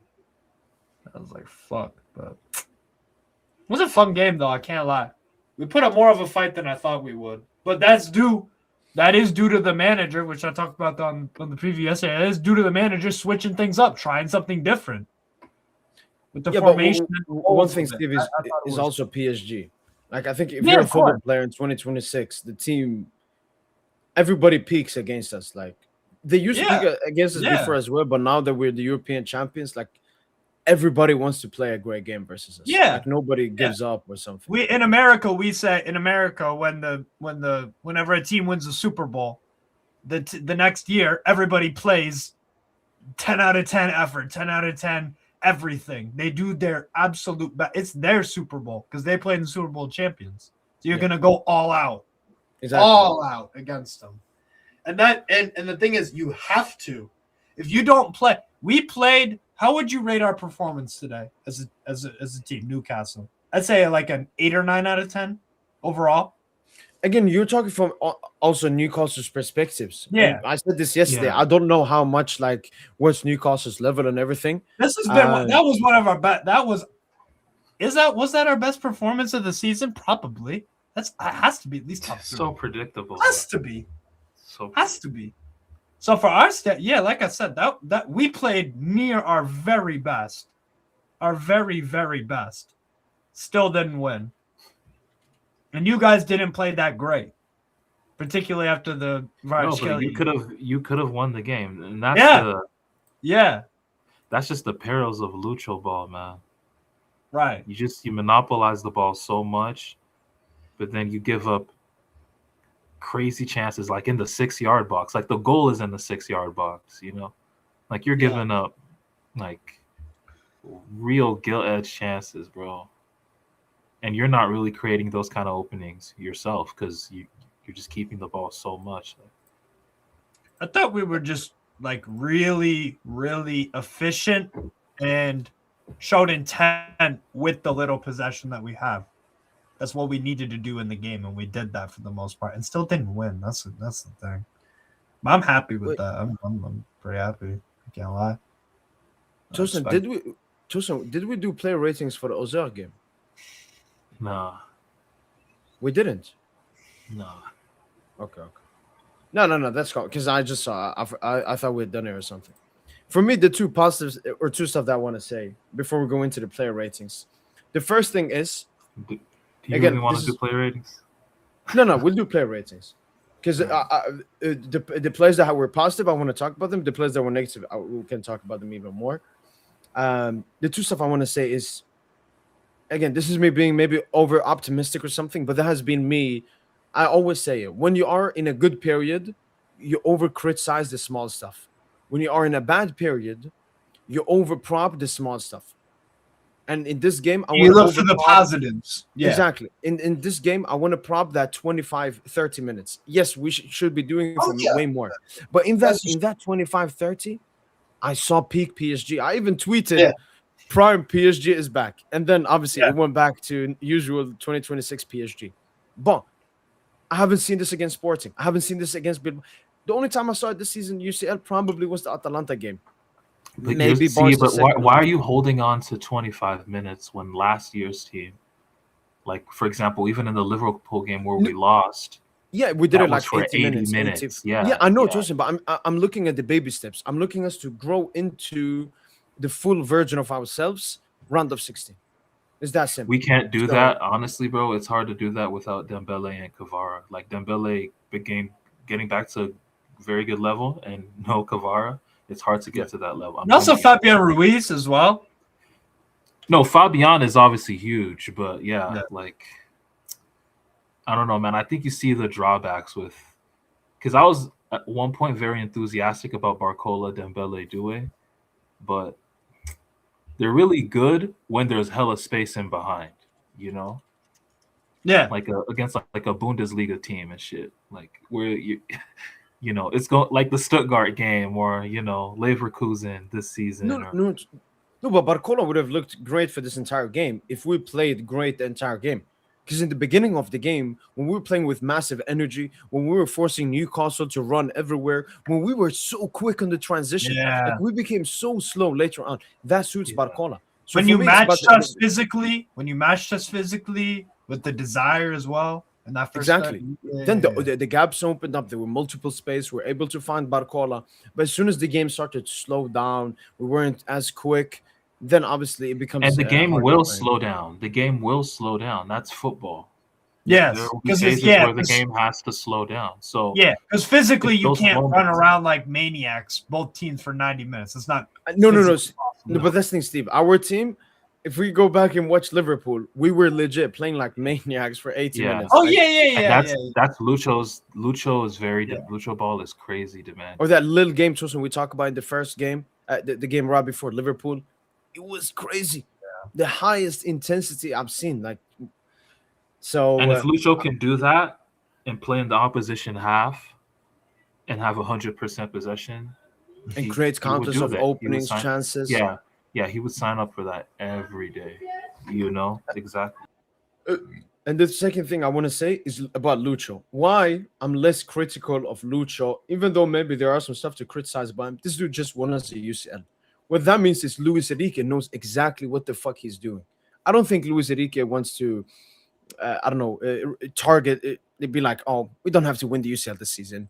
Let's use this as a transition season, and next season we'll go for that. No, I know Lucho wants to do it, and I have full belief and trust in him. The same goes for the players. This is a team that has shown they can win the UCL, so I will continue to believe they can win the UCL despite the form we're currently in. Those are the two stuff I want to say. So obviously it's a little bit of positiveness because I want to be positive. I think the season has started to change. We're sitting 2 points at the top of Ligue 1. We just got to continue there. We have some cheeky round of 32 games. And then basically when we have to be at our fully best is, I think, the 4th of March versus either Chelsea or Barca. And it's a clear goal the players have. Now we go into the player ratings. UCL, Newcastle, draw. So, man of the match, and this is only for PSG, obviously. My one would be Nuno Mendes. I think he was a player that he played with that energy for the constant 90 minutes. He was bombing up and down defensively. Newcastle didn't do it. All of their attacks either came from like central area, set pieces, or the left flank. I can't remember a single time they did anything from Nuno Mendes' flank, which again is predictable. So I would say Nuno Mendes man of the match for me. I agree. Easy. We don't have, look, Steve, would you want to say who do you think was the man of the match for PSG? Man of the match for PSG. Ooh.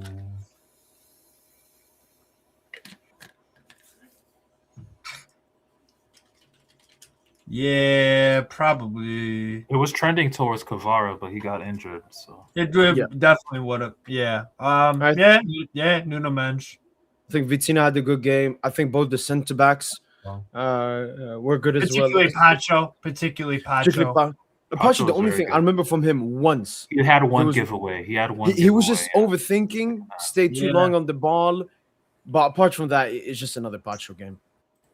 Luis Enrique, when the lineup dropped, I wanted the 4 attackers, but maybe that gimmick is never gonna happen. Yeah, because Lucho, he's on this control gimmick, but he don't really want to put us in position to really get out of this rut, man.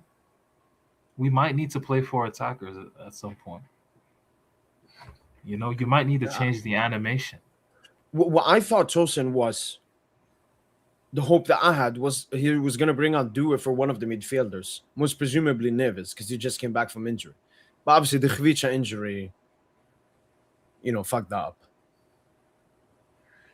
True. The substitutes, everything,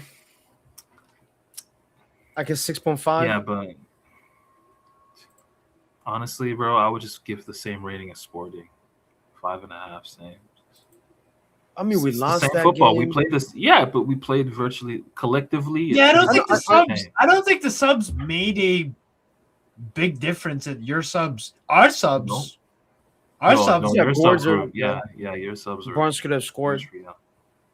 Barnes, Gordon looked good. The only one that I didn't like was and that's because Voltemade was growing into the game and doing better and starting to look like he had some confidence. Then he brings on Wiss, which I get. Wiss is a run in behind striker, so I understood the idea of it. But yeah, it was like, Voltemade is playing well. Like Lucho didn't give us any advantage today. Yeah, exactly. Yeah, I gotta say 5.5. I'll just give him the same rating as Sporting or 6. Yeah, go with the 6. Okay, we can go with the 6. Next up is Hakimi. Finally, Ashraf Hakimi is back. It's still not obviously peak Hakimi from last season, but I remember once in the second half when he had that shot off, the Booz receives it, Tosin in the space, turns the defender, and if that's Warren Tosin, Warren is not catching up to that ball. No, but because it's Hakimi, I knew. Yeah, it's Hakimi. Yeah. So I'm gonna give him a 7. Sure. And then that play pissed me off because like Hakimi, he tries to go for a shot and it gets blocked fine. but then the ball gets to Doué, right? Doué takes the shot. And Shot then Doué gets takes a blocked. shot gets blocked, fine, but then he fouls. Yeah. So Stupid. like, why would you foul Doué? Why? Because we had the pressure. The pressure was still there. Like, but it's whatever. But yeah, decent return from Hakeem. Warren back into the midfield, and I'm guessing another 7, Yeah, maybe 6.5 if we look at that opportunity he had. 6.5. We can be a little bit critical of him, but nothing bad so far. Kvara, I don't think we'll give him a rating. Only played 20 minutes. 15 minutes. Yeah, 15. Marquinhos, again, huge block, and I thought both him and Pacho, I wasn't critical of them or anything. Had to defend in loads of space. He was pressing high. It had to be involved Made multiple times as well. Yes. And by the way, Dan Burn, I've never seen someone like him. I've never seen him lose a head aerial duel, man. Every single ball that came towards his area, he was winning, man. Like, he fucking should, man. 6'7". 6'7". But yeah, yo, Dan Burn was on smoke. I can't lie. And Botman was as well. My God. Yeah, and there was one chance I remember you guys had from a long throw-in before you scored. Yeah. Dan Burn, and then Voltmande just misses the ball. Yeah, he just didn't make the. He was like an inch or two away from actually getting good contact on. He just messed up his foot. Yeah. Burn was on fire, man. Jesus. No, I'll probably give it 9 or 8.5. I thought he was. You think 8.5?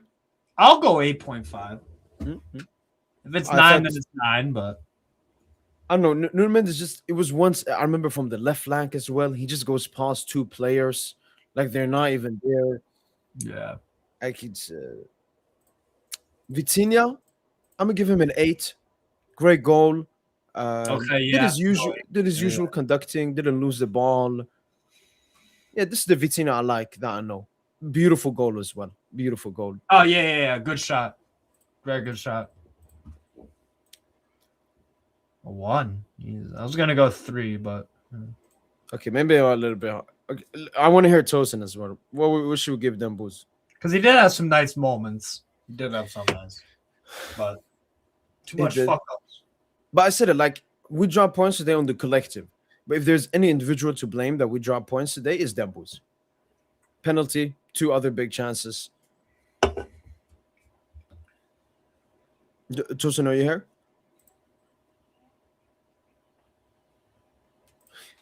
Okay. Until Tosin comes, Steve, do you know about Ibrahim Maza? Yeah. He's Baller. insane. You know, today he cooked again. Like he's baller. 8 or a 10. Yeah, I like him. I like him at Leverkusen.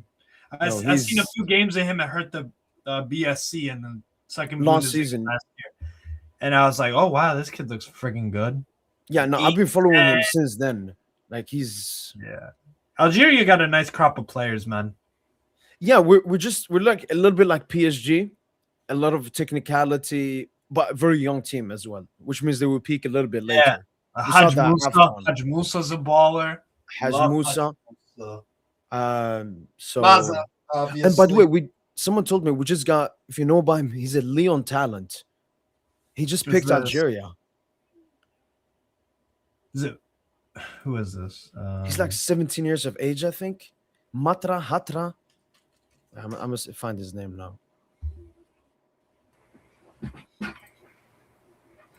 Yo. Yeah, Tosin. I was asking you, what rating would you give Mr. OD? Oh shit!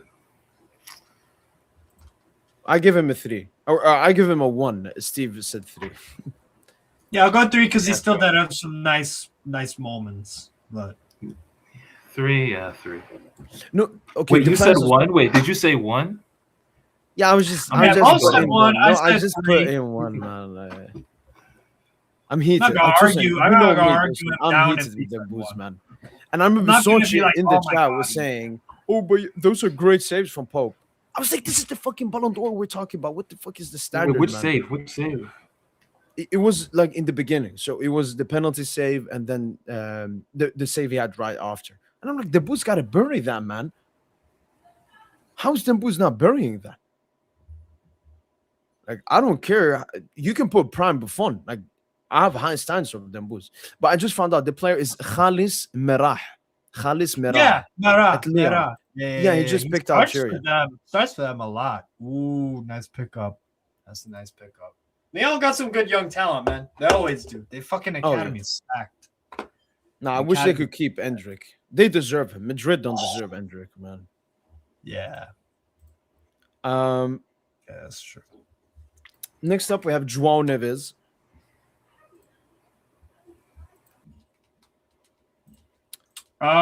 First game back, I was thinking maybe 7.5, especially defensively. Like, he's really important to our system, especially in these intensity games.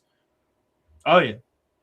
Yeah. He covered a lot of ground. He was meaningful with his passes. I felt like him and Vitinha's connection wasn't the best today, but I think we just disrupted that a lot with our midfield play. So, but he still again had some great moments. Probably give about 7.5, something like that. Safonov, I'll give a. Again, that's not bad. Like the goal, I don't blame that on him. Like, no, not at all. You can't do shit about that. Yeah, but yeah, I'm giving 6.5. It's not a bad rating. Lucas, he was actually warming up, didn't come on. Gonzalo came on. Kang, I don't think Kang. Gonzalo Ramos got subbed on, right? Yeah, I put benched on him, but we don't give like ratings for. Kang needed, man. Kang has to start. Yeah, Justin, they removed him for the medical list, so he's soon back.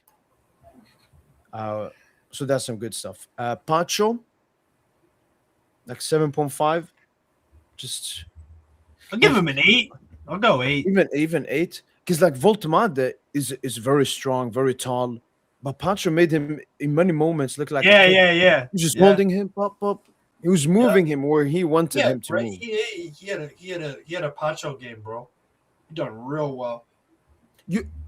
Would you say, like, as a close defender, he's even better than Gabriel? Like, I think he's better than Gabriel. Yeah, I think he's better than. He's more dominant than him. Yeah. Oh, he's more dominant for sure, and he's way less error prone. Yeah. As well. He's less reckless, I'd say. Yeah. But Pacho never gets carded. Yeah, Pacho's amazing, man. Pacho, I give him like an 8 today. Out. No. Janto's still out. Changel out. Martin James out. David Bolly out. Renato Marin probably was on the bench. Mbaya came off the bench. Kamara out. Chevalier benched. You think Mbaya starts? Yeah, I hope so. Yeah. Mbaye on the left or what? Can play any wing. Okay. Like versus Strasbourg. Mayulu off the bench. Are you doing Strasbourg? Are you doing the Strasbourg PSG preview Friday night? No, the game is on Sunday, but I'm unsure if I'm gonna do a pre-match. But we'll definitely have a post-match after the game. Yeah. But the game is on Sunday, right? Yeah. Yeah, like America. That's right. Due came on as a very early sub, so I'm gonna give him a rating. And I'm gonna give him like just like them. No, like, wait, why are you giving him? No, he played 17 minutes. Yeah. You're right. Yeah, he had significant time to impact the game and get a rating. Yeah. Barcola like a 5. I go 5. I was under. I was underwhelmed, like I typically am with Barcola in certain games.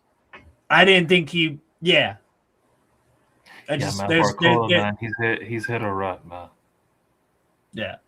I'll give him credit, like for the Algeria game-winning goal. Lille, he scored. I know that, but in this game, like whenever he got on the ball, I wasn't oh fuck, oh no, oh no, oh no, like he's going to do something. Even when he got in the box, I'm like, oh, I've seen Barcola in this situation a lot of times in his career, and he skies it, and then he skied it.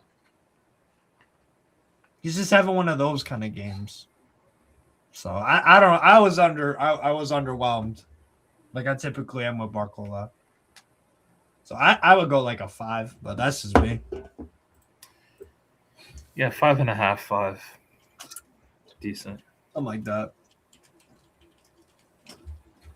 Did you guys get that feeling on the opposite end when he got the ball where you're like, oh my God, he's going to do something? No, there were moments like, where he carried the ball into dangerous areas.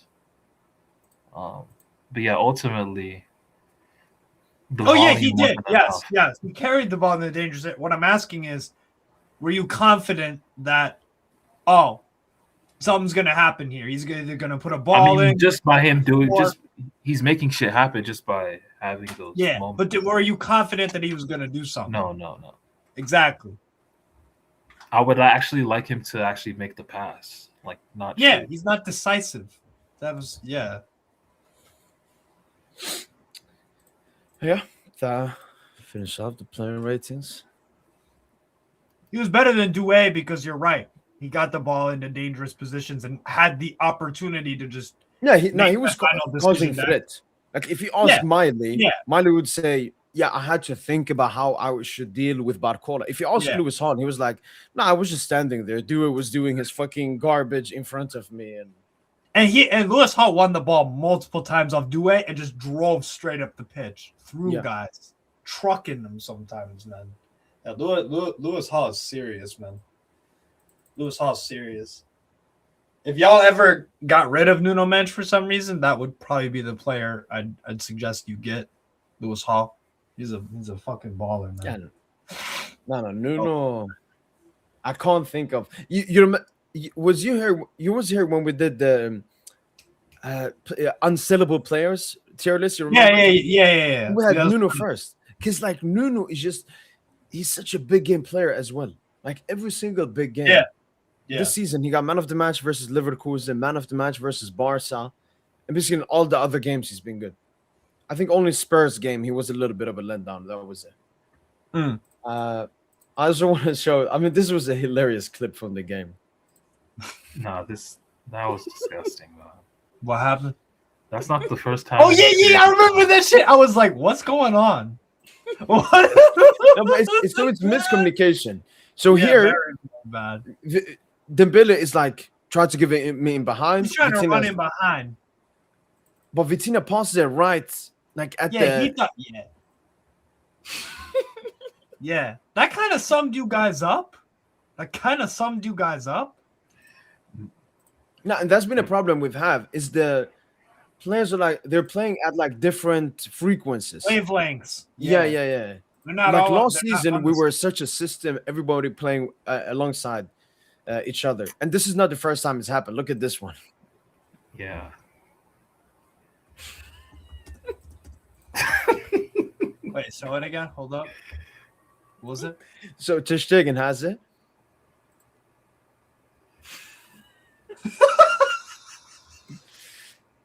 No, that's the thing with Dembu is like when he has like a bad, he's so funny. Yeah, he's so funny when he has a bad game, man. He just looks like a clown, man. Yeah. Nah, he be having low moments, but what do you think about what KJ said, Tosin? Because I haven't really felt it, in the sense that I don't think Dembuz has become arrogant or he's less hungry since he won the UCL. Tosin. What I'm honestly, my personal theory is, I'm seeing a guy just holding back, like, bro. It's not like he lost pace or something. Like, run, like, bro. Still I just scared see a guy, he's gonna get injured again. Maybe? Yeah, I see a guy's like, oh, let me wait for the knockout games and the World Cup, especially the World Cup. So he's become like Lucho. Like Lucho has infected him, Tosin. I gotta look at the big picture. I think Dembele is trying to be a bit. Certain players play fancy and like showmanship, and they try to like more of a playmaker, more of a finesse, more like trying to put on a show, versus guys who just get the ball, get to goal, shoot or pass. Like decisive versus putting on a show. Effectiveness. Yeah, and I think Effectiveness, Dembele is feeling himself, and he's lost that. Not lost it for good, but at the moment he's lost that decisiveness, that killerness, because he wants to put on a show. He's a Ballon d'Or winner, man. He wants to meg people. He wants to. No, that was do all these basically fancy his goal shit. versus Lille. His second goal versus Lille. He could have Yeah, taken exactly. the first That's time. what I'm saying. Could have Put on taken a the second show. time. Yeah, which he can do, which is But fine. this You though want has him to do nothing that. to do with putting on a show. Yeah, you just have to be decisive there. Yeah, that's That- what Dumbouz that- has to remember. Like nobody cares about Do you skills think the and pass, do you think dribbles and this. the only out I could maybe give for Dembele in that situation is the ball fired in too quickly to him, and his feet weren't positioned at the right kind of angle to just be It able doesn't to matter. fully He can score turn. it. It doesn't No, that's matter. true, He can Steve. score. Like Because it did especially happen from very Nuno- quick. Especially Nuno. Yeah, doesn't Nuno matter. crosses. Like Nuno a- basically has the ball and he can give you a big chance out of nowhere. Like it was unexpected for us fans watching. Exactly. To Yeah. imagine Dumbouz. saying. But as Sosin said, And I forget if he it's Chow has or to. Botman closed him down real fucking quick. If you go back to the still shot, Look, man, all that is you need is to- cute, I need man. Like we just saw this man score a chip with 4 defenders, 4 markers Yeah. around him in the box. I'm not excusing him. I was just trying to like, play he devil's should score advocate. that, Maybe man. that's what happened. no, that is what happened. It just at the end of the day, like I said it even towards the end of the game when it was 80th minute, I was like, Dumbouz, you've been bad this game. But if you score and Yeah. we win, I won't care as much. You won All us is the game. forgiven. You put us in all top is 8. forgiven kind of thing. Yeah, it was like a bit like Barcola versus Alzer. Like he had so many big Yeah. chances missed, scored at the end, and I was positive with Barcola after the game. Happy he He got had going. Dembele had so many shots in the box this game. Maybe that's a good thing. Maybe he can cash in on the XG in the knockout rounds. That's what I'm like. Missed penalty, 3-4 shots in the box. I want to see that again to see who closed him down right away. It was either Botman No, or but there was one he had on his right foot that Hakimi got him in the box that was late. Yeah, when he tried to curl it. Oh no, not the one that he tried to curl. It was in the box. He just blasted it over. It was a tight angle, but it was on his right foot. Oh, yeah, that was close actually. It was actually close. It was Yeah. I remember the filthy commentators Tosin, they were like, "Oh, why is Dembele trying that?" Like Dembele scored so many of those type of goals, Tosin, especially at Barca, like Right. from an insane angle. No, but he got hella shots off in the box. That's actually a good thing. So we created enough for the center forward to score it to win us the game. I'm watching I'm watching the fucking replay of our move that we had in the 30th minute. We were trying to play out from the back and we did it. And we transitioned. Oh fuck. Played some nice football today sometimes. Jesus. Yeah. Was it the pass that you played like I think it was Ramsey. Yeah. okay. Because we were pressing down that right hand side. Yes. massively, Yeah. Yes. And then Yeah. he found like a pass through everyone. Yeah. Yeah, disguise passes. Yeah, inside. But again, Yeah, there's he had his best game. one thing we've talked about has improved immensely in 2026 is the press, Tosin. Like for so many Yeah. majority periods, Tosin, we suffocated Newcastle. Like they couldn't find a way. But And I that's wouldn't the say thing. we When you win those all these high recoveries that we get, why are we Wait, not do you- more Wait, do you killer? remember the one Nuno won? And it Yeah. came between Due and Dumbouz. Yeah. Dumbouz should have No, gone that's for actually that. no, actually Due. What do you no, not even Dembouz. That was Due. Like Wait, did Due Due hesitate? yeah, it Because that, no, Due left. He just went out of the way of the ball. Like the ball was coming to him. It was coming, and Due just went out of the way of the ball. I've never seen that before. I think what he expected was Nuno was gonna Nuno had enough burners to get to that. He thought Nuno was accelerating and he was gonna get to that. But yeah, that's why Nuno was So, kinda frustrated. I just looked back on the replay a few times of the Nuno to Dembele one. The problem was Nuno, it was a great cross, obviously, but Dembele was just a bit too ahead of it, and he already had his body set a certain way. So he couldn't the pass didn't wrap exactly Yeah. kind of where he wanted it, and he had already made up his mind that he was going to shoot because he moved his foot right away. What he should have probably done was take a touch and then shoot, because then you give yourself the option. You can go left foot, and then if he had, let's say he stopped the ball dead with the studs and then shifted quick to the right and just shot, is a goal. So Dembele could have done better in that moment, but the mistake he made was he already had his mind set, but the position wasn't, you know what I mean? Optimal for a shot. Yeah. Yeah. It was good that he had his mind made up, but he was too ahead of the ball. So that's he couldn't kind of swivel his hips or whatever. You know what I mean? I'm watching it over and over again, and it's like, oh man, if you just killed it dead. He also didn't make good contact with it either. But yeah, that was poor. Dembele is preserving himself. Yeah, that's what you were saying.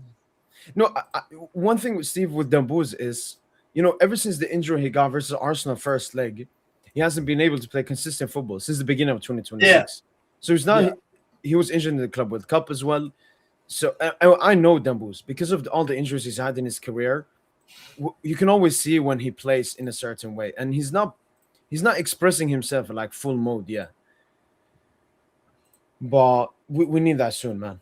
Again, today didn't cost us. Okay, we play a round of 32. Okay, Liverpool first leg, like that's what I wanted. That's the Dembele I want to see. Where, like every time he gets the ball, it's just that nutmeg on McAllister, cooking Robertson, and the Neves chance. Even late into the game, he's still dribbling. Like, no, honestly. Again, today we can be critical on everything, but I still think the future looks good for this PSG team. Despite it, I think for a lot of outsiders. Because what should you always do, Tosin? You always build up in the league. You always build up in the league and then go UCL. Now we're building up in the league. 5 wins in a row. The first time since the beginning of the season. Continue that. Sorry, Tosin, what are you going to say about Champions League? Like, it's not the end of the world if we don't win it. Like, no. Tosin, I think with the Club World Cup defeats, with how all of our UEFA Super Cups have gone, especially what you said, Tosin. You said when you win a Champions League, you're supposed to hang your balls out. We haven't done that this season. We haven't shown, we were the champions of Europe last season. We're out of the Coupe de France. We'll win Ligue 1 and not in the best fashion. For me, the only thing left this season is to go back-to-back. And that's been the aim since the beginning of the season. The players, the manager, everybody wants it, Tosin. I'm not going to be fair, you could still win Ligue 1 in fashion. There is still a lot of games left. I know. It's just that Arsenal, Steve, I think because they have no European football, I think they have some diligent. There's some diligent. Neither do Marseille, but they're like 7 months back, right? Yeah, but that losing Marseille isn't now out. Plus, they have Coupe de France. I think Marseille will actually push all out for, and that would be the best plan for Marseille. Win the Coupe de France, the players get to go all out for that. They have nothing left. Yeah, and that would be their first trophy. Like Marseille, basically Arsenal, they haven't won a trophy since maybe 2012. Basically before QSI came in. I think that was the last time. 2012 or 11 or something. It's been a long time. Yeah. So no, for me, Tosin, all the eggs in the basket are in the UCL. Then if we lose, let's say in the semi versus, let's pick Bayern. We lose semi versus Bayern. We can sit here and say, you know what? We've had so much against us this season. We tried and tried. Let's go for it next season. But I would not say that now. Now the goal is clear. We want to go back to back. We are 1, 2, 3, 4, 5, 6, 7, 8, 9 UCL games away from going back to back. But let's take one game at a time. I'm not thinking about UCL final. I'm not thinking about UCL semi-quarter, round of 16, Tosin. I'm thinking about Strasbourg now. Should be a good game. And we need to win it. Strasbourg away has always been a tough place to go to. And if we can go there and have a good performance and win, maybe we'll rotate a little bit. And then we have, Marseille. We have Marseille. Ooh. We're not rotating. But we're struggling so much that I don't see Lucho rotating. I mean, he rotates a bit. I don't think Dembele will start. Dembele will definitely start. You think so? For sure. It's I hope so. Yeah. Dembele doesn't rest unless it's unless it's an injury concern. Because then after that, we don't have a midweek game. We play until the next Exactly. weekend. Yeah. exactly. So he's gonna start. And also with Kvaratskhelia injured, that's another player that like you can't call upon. Yeah. So now Dembele has to play, and he has to Exactly. get into form. Yeah. Maybe he does 4 attackers, Tosin. Do Mbaye, Barcola, Dembele. No, that's actually too much. No control at all. Much sauce. Mbaye, Barcola. Actually, fucking do it. Might as well just do it. But I don't know. I think Fabian gets back into the lineup. Vitinha, Neves, Fabian. And then probably Dembele, Doué, Barcola and Mbaye.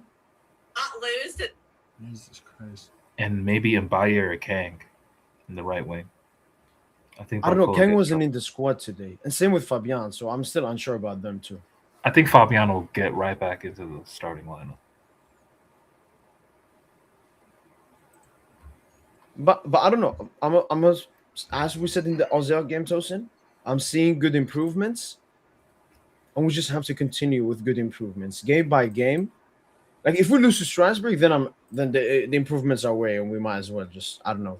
But if we win that game, have a good performance, and we keep on the streak, like we need to be unbeaten until the round of 16. Unbeaten, just like last season. And we have a lot of tough Ligue 1 games as well. So this is not easy games like Stade de Rennes, Marseille. And I know, Tosin, you will say like they've been ass in the UCL, but it's just not the same.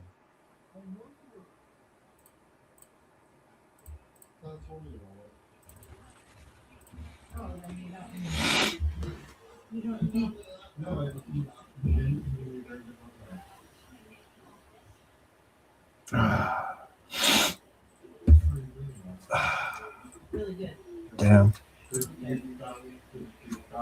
All right, yo, I'm gonna head out, but yeah, Mo. So when are you doing a Strasbourg preview? I don't think I will do a pre-match, Okay. but I will send you the link for the post-match so we can Word. discuss it. All right, I might do one Friday or tomorrow if you wanted to join. Let me know. It all depends on the time and so on. Because now, like more the weekend, I try to be outside with my friends or something. But we'll discuss. And by the way, I remember you asked about the WhatsApp. I can give you my WhatsApp and then. Because I'm not active like on Twitter DMs like at all. I don't have notifications, nothing. Yeah, Twitter DMs are shit show anyways. It's weird setup and everything. I hear it. Yeah, especially with the new like chat AI or whatever it's called. Weird. Yeah. Thanks for having me on, bro. Good to see you. Always a pleasure. Mo. Always a pleasure, Steve, man. Oh yeah, broski. Take care. Take care, Steve. All right, Tosin. Let's have a small like positive talk here, Tosin. Do you have a little bit of belief in you, Tosin? Because if you only have 1%, Tosin, it's enough, Tosin. 1%? Do you at least have 1%? We can do it this year. Because you've been comparing this season to 2021 all the time, man. And that season we were good, but not good enough to do it. That's what it looks like. That's genuinely what it looks like. It just, it's just a team suffering from,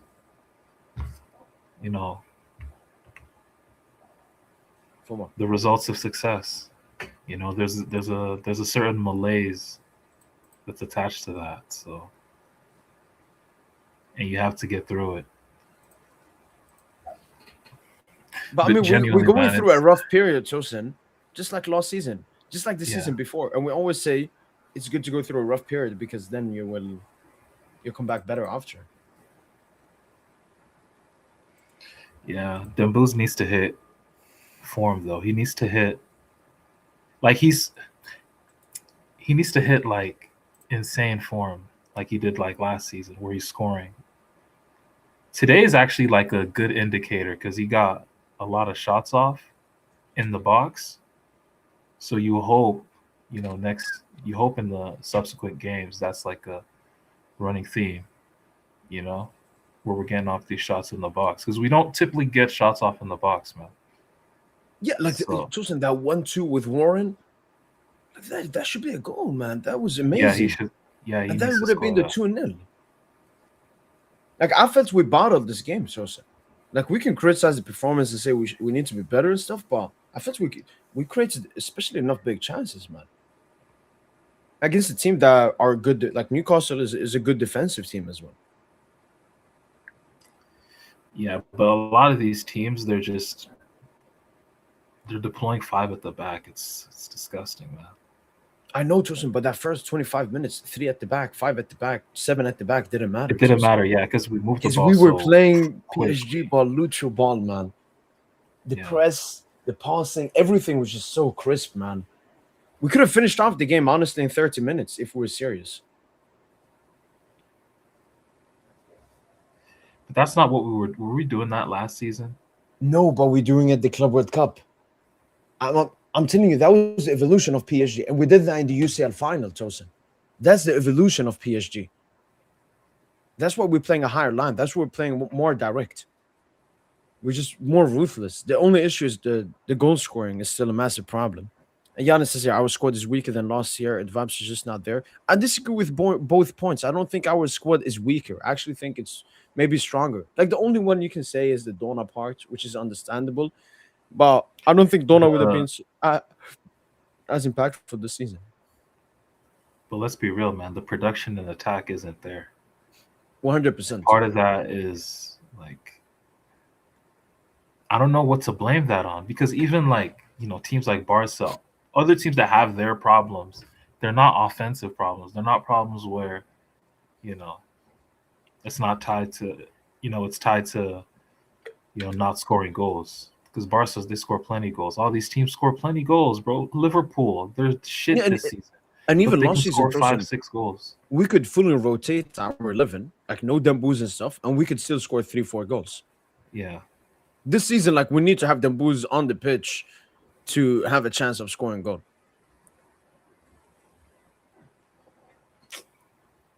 It's so cooked, man.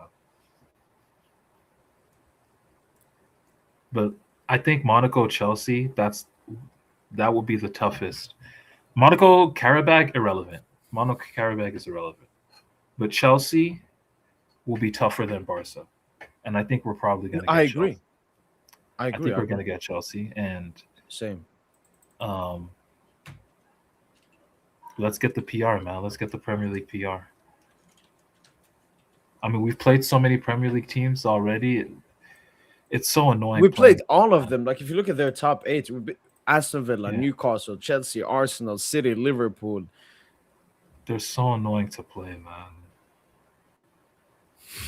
They're like Anthony, like Gordon is like, he's bemoaning the fact that, the Premier League, they don't play football. Like, bro, you play for Newcastle. Like, Yeah, out of any team, you shouldn't be saying that. yeah, But like, honestly, they play football today. So bro, I saw a stat, like, they have the least percent of possession, or like the least amount of possession in open play. It was a quote to my tweet, right? Yeah, I think so. Yeah. Yeah. No, that one blew up on every single part.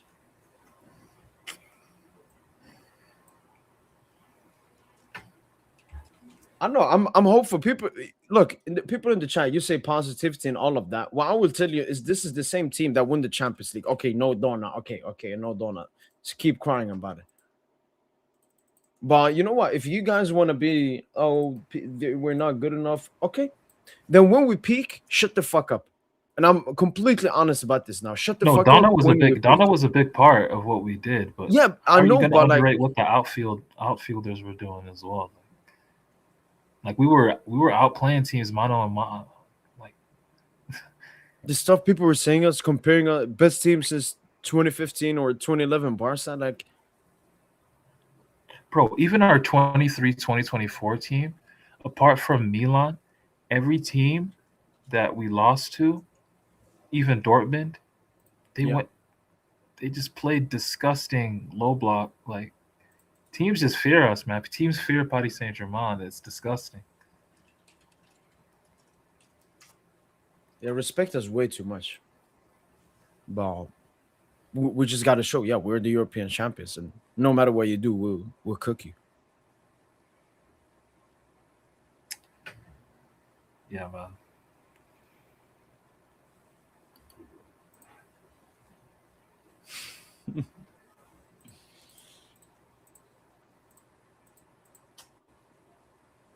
So do you rate our attacking person? Like, what would you do to the attack? Or do you think Dro changes the season? No, they just got to up their performances. This is what I've been saying at least since the beginning of 2026. Like, I've not been happy with doing. Dembele, I've been happy with, but I know he has a better level. Khvicha is upping his performances. Barcola, even today, I liked his energy. But Barcola, I know Tosin, he's someone that, you know, when the other attackers are cooking, he's cooking. When the other attackers are not cooking, his level drops. It's basically when Due came on, that's when Barcola became mid again. But when Khvicha was there and cooking, and Dembele was cooking, Barcola was cooking. So, and then the rest of the team, I was happy with Vitinha today. Neves finally back. Hakimi finally back. And as you said, like, we created openings like that maybe in previous games we didn't really do. Sporting, we didn't have a single big chance. No, we didn't. No. I just know, Tosin, you know that gold mine thingy? Yeah, we're about to there, hit man. diamond. Man. And Yeah. we've won the UCL before. Like, why should we not have that faith in this team, man? This team has already proved they can do it. Yeah, it's just look, when I'm hating on us, it's me just, you know, looking strictly at PSG. I'm not looking at other teams, you know. Yeah. Because Chelsea are not better than us, but they can be. That's what football is, you know. You can lose to lesser teams. And I don't see how that we can't fall victim to that. But I don't know, man. Overall, I just think if we find like that form, we can definitely win the Champions League again for sure. Easily. Because I know the hunger is there, especially now the period we're going through now is a long, humbling period for this team. And when you look at the landscape, when you look at Europe, no, there is no dominant side. That's what's been very just disappointing for me, because that dominant side should be us. I mean, Bayern have actually been dominant, to be fair. Yeah. But it doesn't. No one's gonna take them seriously until they win that Champions League. Then, you know, and they also lost to Arsenal, I think, at the Emirates. Yeah. Recently lost against Augsburg in the Bundesliga as well. And Itu says here, the only way I can see this change dynamics, Barcola at 9, Dembele's playmaking. I've been saying this Dembele's playmaking like for a very long time. Like we badly need him more as a playmaker. Maybe in the biggest games we can push him more to score goals because he has that in him.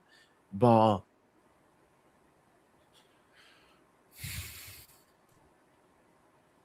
we'll see. I mean, look, we won the UCL the same way last season, and I think we can win the UCL the same way this season.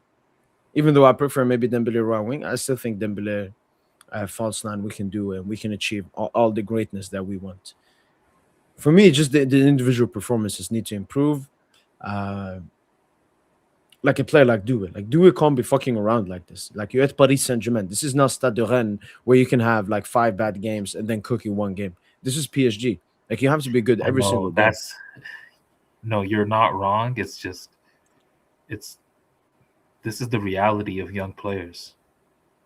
True. Like we're not used to this. Like we're used to Verratti, Neymar, maybe not Di Maria. He was. Bro, I love Vitinha, bro. I love Vitinha.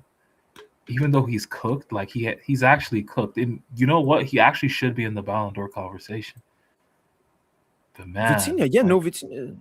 Like he should, but man, I think back to Verratti, bro. I don't think if Verratti had the whole game in front of him the whole time, and he's getting all these, bro, he's finding pass after pass.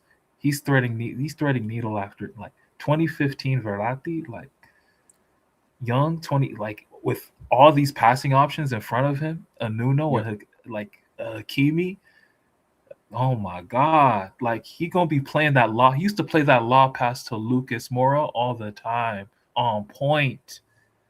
Like, But now we got Hakimi man. back. But We now, mentioned, and like you said, we don't have that like consistency and you know, um, like you like the said, chemistry. you mentioned the set pieces. You even mentioned the set pieces. Like we used to have like a Di Maria, Neymar. Like you just knew a set piece or a corner. Like how many goals did we score from corners, like dead balls in that like Tuchel era? I remember Poch we even had a era. corner specialist. I remember one game, Rabiot Yeah. scored 2 corners, I think, and it was because we just installed a new corner specialist. But now, Yeah, like, Tosin, like when we're really good, it's we when make it very everyone hard is for gelling ourselves. and stuff. Yeah, we make it very hard for ourselves the way we play. And that's what Lucho alluded to in the presser. I love the difficulty. I love it. Yo, he's a Like mad that's man. what no, I think that's what he really loves the difficulty. No, because he knows, really especially loves with a young team, Tosin, it's important to go through that period because then you will be hungry for the successful period that comes afterwards. And that's Yeah. why we really can't compare to 2021, Tosin. That was an old PSG team, or even Lucho's Barca after the treble. That was an old team. Like Lucho has to operate this team completely differently from most teams. Second youngest team to ever win the UCL, and it's the youngest team to ever win it was Ajax. But then they never went or competed for back-to-back, Tosin, because I think they lost majority of their players at the end of that season. Like what we're doing, no team has ever done. The position we're in, honestly, isn't comparable to any other team in football history because we are creating history. Like, please, man, please give me this back-to-back, man. And Chelsea? Oh, give me Chelsea, Tosin. No, they're Give me very Chelsea. beatable. I'm not denying that. I'm not denying Chelsea are very beatable. It's just us, man. We're our own worst enemy. 100%. And the thing is, I don't know, man. Our players don't want to get down and dirty like in games sometimes, bro. Like where the tackles they are feel- flying and shit. Like Yeah, especially now that we won the UCL, we're like too much. Like, take it easy, man. Come on, we won one UCL. yeah. And the players talk a good game though, but I don't know if they apply it on the field. Where'd you Saying, mean? like them alluding to, oh yeah, we're focused on the present. We don't care about the past. Last season was last season. I mean, if y'all say that, y'all wouldn't be fucking around in a lot of these games, man.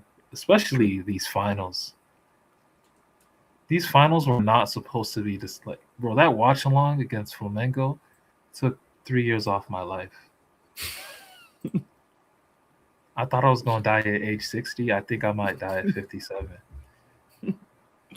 Like, Flamengo was, oh my God. And I think that was an indicator that maybe we're not, I don't think we're that team, man, right now. Yeah, okay, good that you added right now. Yeah. But we haven't been that team all season as well. Let's just be real. So, as anyone who's watched sports for, a lot of years, you know that, where there's smoke, there's fire. When you look at the indicators, when you look at the underlying numbers and you see a drop off in production, you know what it is. When your eyes tell you that, the team's not as effective, the team's not as dominant, the team can't control, the team's more lateral compared to last season. Yeah. And think about it, Tosin. We talk about it, think about it. The players do that too. It's like maybe their confidence has. Maybe it's not arrogance, Tosin. Maybe it's something else. Maybe it's like, wait, maybe they're questioning themselves, Tosin. Are we the team that won the UCL again? can we actually go back to back? That's I why mean, I think Lucho now talked the about good Lucho weekend talked games we have is good. Yeah, Lucha talked about the psychological issues behind, you know, how many chances we're missing. Like that doubt's starting to creep back in. Exactly. You feel like you would never be able. We won't be able to overcome the hurdle. Basically, it's like Dortmund. It's like Dortmund in the first season. Yeah. But these are just, I don't know, this just happens way too often with Lucho teams. But, or at least in the Lucho era. Wait, Lucho. I didn't know Lucho said this. He said the objective is to win and finish in the top 8, but I'm not sure that's necessarily the best thing.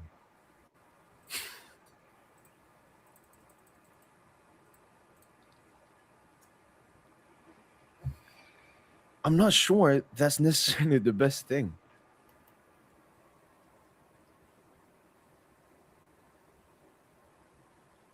Justin, do you think maybe Lucha like knows we're not at that level and we need to get to that level? It's like he's talking trash to the players, Tosin. He goes to Dembuz. Dembuz, you shit, man. What the fuck? You gotta up your level. Because what does that mean? Who would have wanted to win and finish top 8? How is that not the best thing? We're not ready yet. We need more games. I don't know. Maybe Lucho's a sorcerer. You know.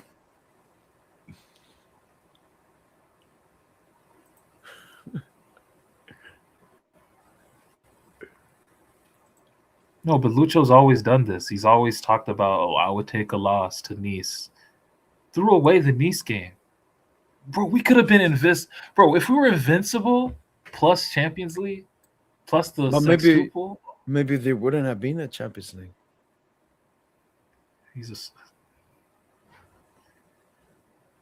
I prefer not to speak. Imagine Susan, we're towards the end of the season and Lucha says, if you told me we don't win League N, but we win the Champions League, sign me up. That's probably what's gonna happen. Man. Oh my god.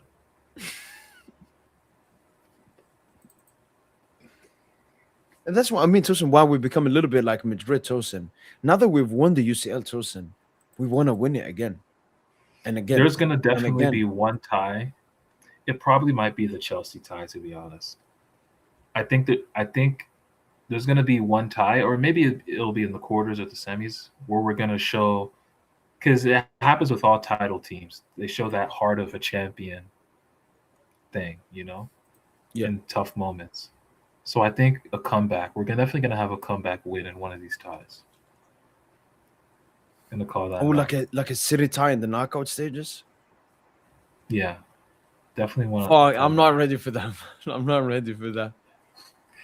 Yeah, you're going to have to go ball, G. Actually, you don't even need to do it because it's going to happen.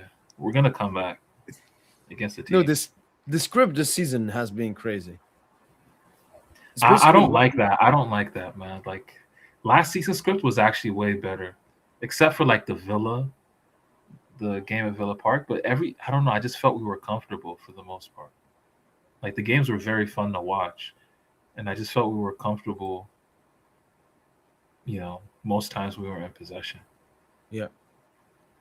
Especially like Fabian. For me, Fabian was just like he was like everything for me. Pause. During that time, every time he was on the ball, I was just like, he gonna make the best decision.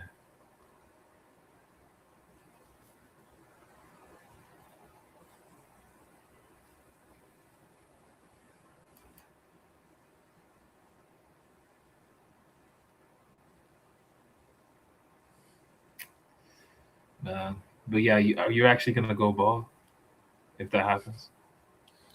No, I've said if we lose a first knockout stage, I will go bond. Yeah.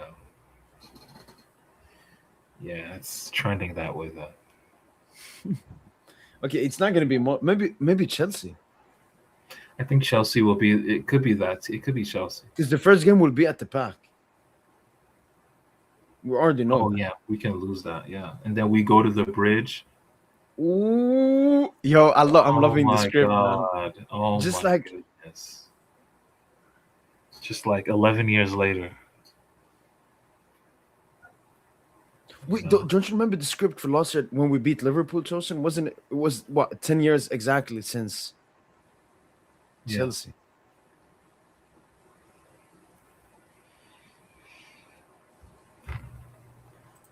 This is a comment for you, Tosin.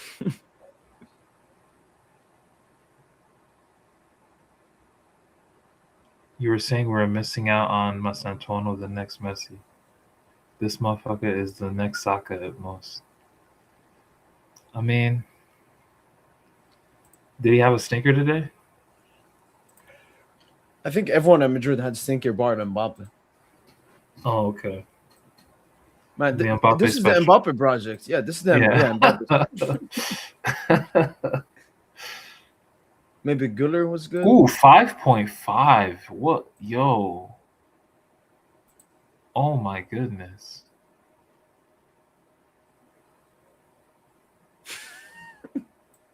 Man. He must have stuck. Yeah, he must have stuck. No, he's not really. He's not been good. But the reason why he overplays in Madrid because he's over. Like the only reason why he plays a lot is because PSG made promises that Madrid had to match. That's why he plays a lot, man. I don't think he's ready to be starting for Madrid. But at PSG, he would actually be more useful, at least for us.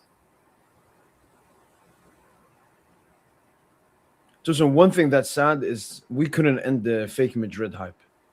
All it took was two games. Bro, Benfica, they made the top knocking 25. out Marseille. Man, this Madrid team stinks. Look at this team, man. Look at that 4-3-3. This is them trying to play football, and that's just the personnel is just not it.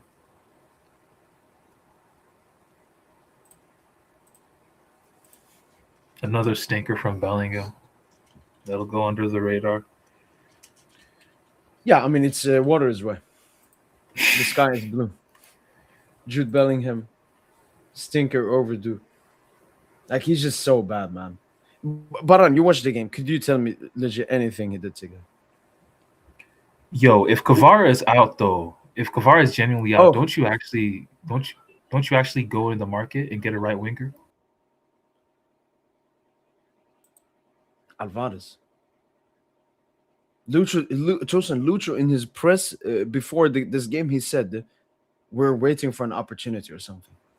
This could be that opportunity. Please, Lucho, man. Alvarez, another stinker today, Tosin. Atletico lost at the Metropolitano. They didn't make top 8. Look at Pep. Look at how much money Pep has spent in January alone, dude. We cannot compete. And he had a playmaking genius. 6 chances created this game. Like he wants to leave, Tosin.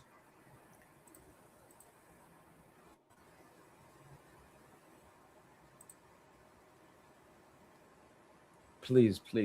The window ends on the 2nd, Tosin. There's still time left. Tosin, you were talking about bald and everything before. Santo mentions it was also that I went to the park, Tosin. I was there for the Lyon game.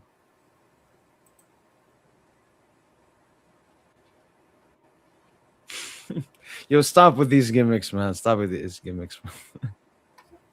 Wait, which Diaby? Who's going to enter? I think he's talking about yeah. Because I know Benzema is leaving as well. He was left out of this squad. He himself left because of contract negotiations.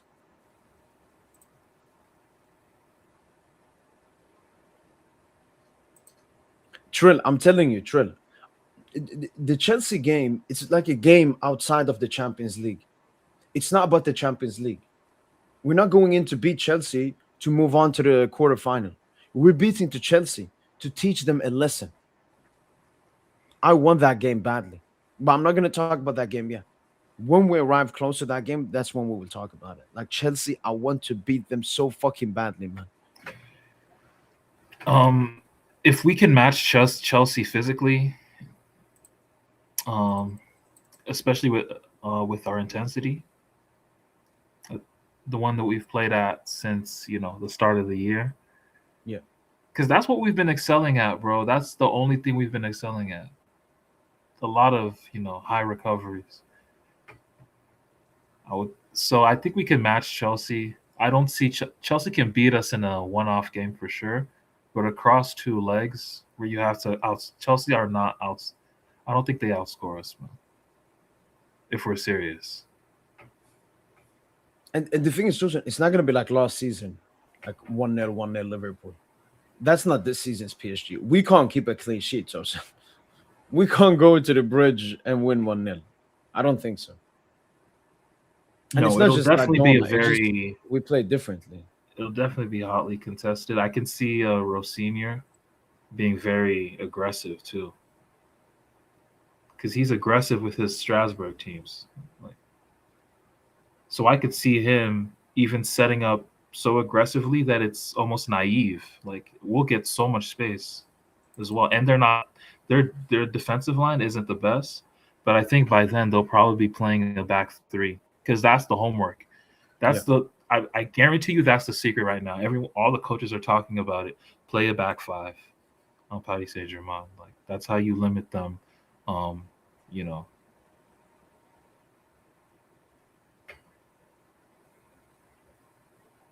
Lucho knows his team starting with 11, 12. It needs to play more in easy double game.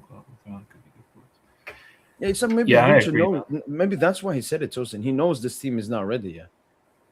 They need around. This team needs around the 32. We need more games. We need more games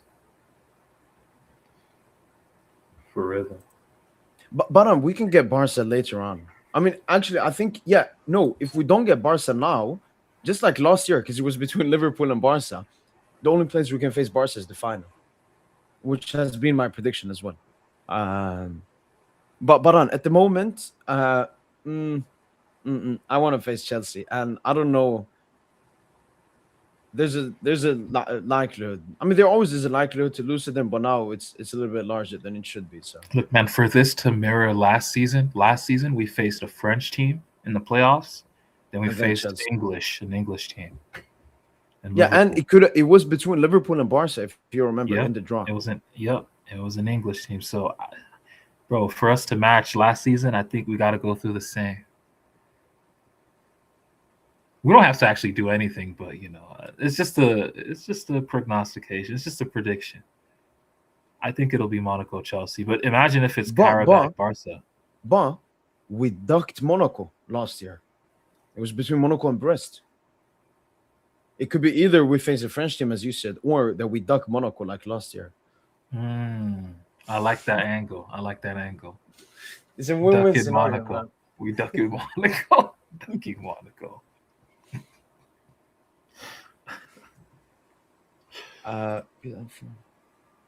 It's not here at the moment, Ardian. The belief, the confidence isn't. I mean, when I talk with PSG fans, Ardian, maybe you, maybe E2, maybe Rivi, maybe someone, we can have conversations. We'll be back. We have belief. But most PSG fans I'm seeing on Twitter, they have no confidence in this team, and I think a lot of that is on the players as well. I think at the moment it's like are we sure we won the UCL last year? I'm talking to PSG fans, they're like, no, the season is over or something. And I think that's the issue at the moment, maybe. We talk about arrogance. Maybe it's the lack of belief in this team that's the problem at the moment. Maybe it's that we need to win a couple of games to prove it to ourselves. I don't know, man. I can't be mad anymore. I still saw my team win a Champions League. Like, I know I just can't get mad anymore like that. But if we get cooked, in the Champions League,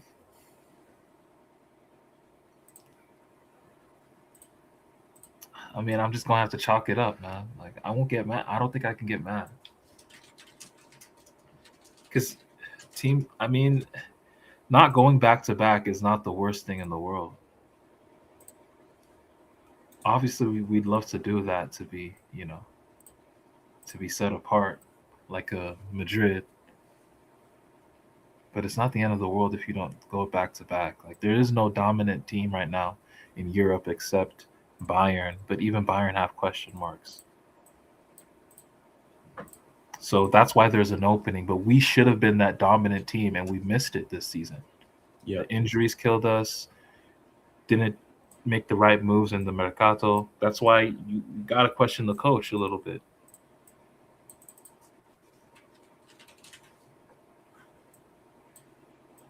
Even Patrick said he's still living Yeah. off. Dude, May 31st, 2025, that shit still happened. You can't take that away. We had the 24-hour live stream. Yeah, You were cannot in take here. that away. We talked for like 5 hours. You went to sleep, came back, and we Yeah. Princess woke came up as first well. thing. Like he was. I woke up first thing, stank ass breath, pulled up to the pod, bro. Like, that was a great day. May 31st, 2025. It will never be forgotten. And none of you bitches can take that away. Like, you could have taken August 23rd, 2020. You know what transpired on that date? Like, if we beat Bayern, you could have taken that away low key. You could have been like COVID Champions League. It's just a COVID. Not here. We had the toughest group stage, the toughest knockout stage. Won the Ballon d'Or, most Ballon d'Or nominations. It was one of the best Champions League victories. But you know what? Ever. That's not enough. That's not enough, man. Let's get greedy. We have the greatest. We have the most iconic Champions League final ever. Let's get greedy. Imagine beating Barca and going back to back Tosin. No, the Barca world can has to say this is the best. It would revive our season. No, I need Barca to win Tosin. Because that's the script of last year. Oh my god, that's the continuation of the script of last year. I don't want Barca in the final. Two-legged affair. The better team typically always wins in a two-legged affair. The better team doesn't always win in the final. But I feel more often than not, the better team wins it over two legs. The only problem with Barca in the final, Tosin, is how hungry they are. Like they haven't won one in ages. If they get to a final and lose it, I don't even know how they will behave. I'm just quickly take the super chat from Nicholas. Thanks so much once again, Nicholas, for the super chat, man. Massively appreciate it. Yamal got a 10 on sofa score. He had a good performance, but the way these sides have taken it too far with him is embarrassing. Give me Barca in round of 16. I didn't watch the game. I saw a little bit of his comp, and then I saw he got sofa score 10, and I knew it was PR immediately. Because if it was actually a 10, I would have seen it even more. And even the goal he got was like some kind of deflection goal. Yeah, no, it's the most satanic PR I've seen. But at the end of the day, if we win the UCL, it won't matter. Obviously, it's a World Cup year as well, so we'll see. But no, honestly, you know what? Fuck the Barca PR. I don't care about it, honestly. I care about PSG at the moment. We got to get back to the top of our game. But again, once again, thanks so much for the super chat. Massively and that's why this league run in February is huge, man. No, we have to unbeaten win every game. No excuse. We're gonna get Monaco twice in the same week. Champions League, then. No, it's a good build. We're jetting off to Chelsea. And then we'll face Liverpool in the quarters. And then we'll face either Bayern or Arsenal in the semis. Arsenal or maybe Madrid. I mean, Arsenal would be part of the script. But maybe Arsenal face Madrid and Madrid somehow Fugazi win that also. I think Bayern. I think we face Bayern in the final. If we were to make it. Could be.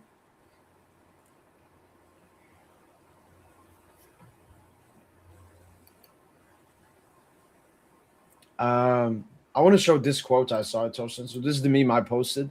When I'm in a cup competition and my opponent is Arbeloa. And this is his quote. I'm the culprit of all of this. Just like against Albacete. It's my fault. Like Madrid has to be the most cancerous institution in the world at the moment, Tosin. Because there are massive glaring problems. I mean, you're starting with Bellingham in your midfield. I mean, that's already a massive indicator you're not going to be successful. And they brought in this cuck manager who is just taking all the blame. The players are perfect. And that's why I respected Chambe a lot, Tosin, because he was honest. Now they've just brought in a Paris. Now, the Champions League is just like last season. Just like how last season the Champions League was open. Same vibe this season. Only difference is we're not cooking like at the start of the year like we were. Yeah, it comes a little bit after. We're a bit late. But not late enough.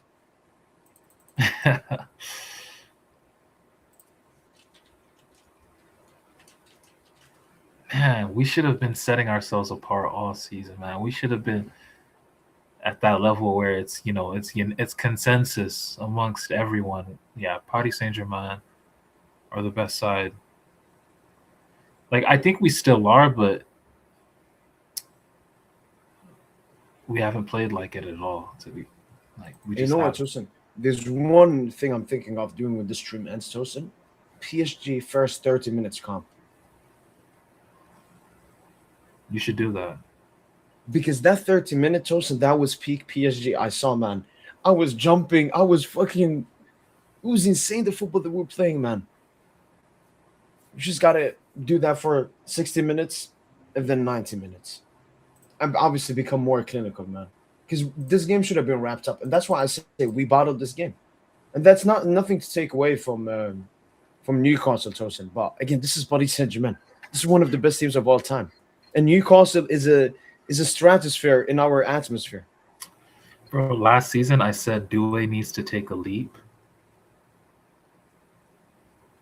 Will he take that leap during this run? I mean, he better do. Now with the Khvicha injury, Tosin. And I'm gonna be on his fucking head, man. Now these youngsters, Tosin, this new Gen Z youngsters, man, I can't. The Xavi Simons, the Yamals, the Doués, I like the Neveses, Tosin. The Neveses, those are old school, man. A real dog, doesn't complain, nothing. And he has a girlfriend, Tosin, and we've never ever brought up. Yeah, we've never brought up his personal life. Would you say vibration? No, we've never done that with Doué either, though, to be fair. It's just, man, Doué.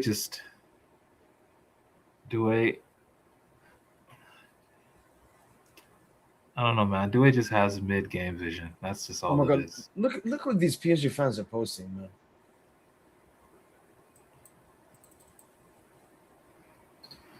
It's just troll. It's just Twitter. You just got to get jokes off. No, I've seen this dude. He's been massively like negative, and it's just you just got to get jokes off. It is what it is. This is what he said after the game. And what did I say, people? We're holding playoffs. Can't believe you lot thought we were gonna be better this season. These wankers ain't winning shit with this kind of game, long. Why so mad? Like, we won. We've won this bitch before. Damn, like, we don't got a divine right. No, but I don't understand why they disrespect like the Lucho and the PSG players, Tosin. As you said, we've just this team just won the fucking UCL. Have some fucking respect, man.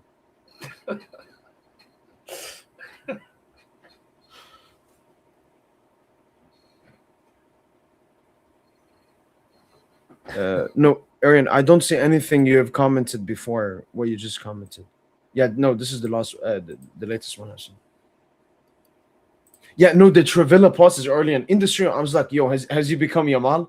Where the fuck is he spamming Travella passes? Okay, you had one good one, a really great one. But, I mean, come on, man. I mean, he has it all. Like, Doué just has a lot. Like, Doué has a crazy bag, you know? But that's the thing. He's just not. He just doesn't have. Like, his game vision is just limited, man. That's how I look at it. I know for me, it's focused, Tosin. When Doué is in his element, Tosin.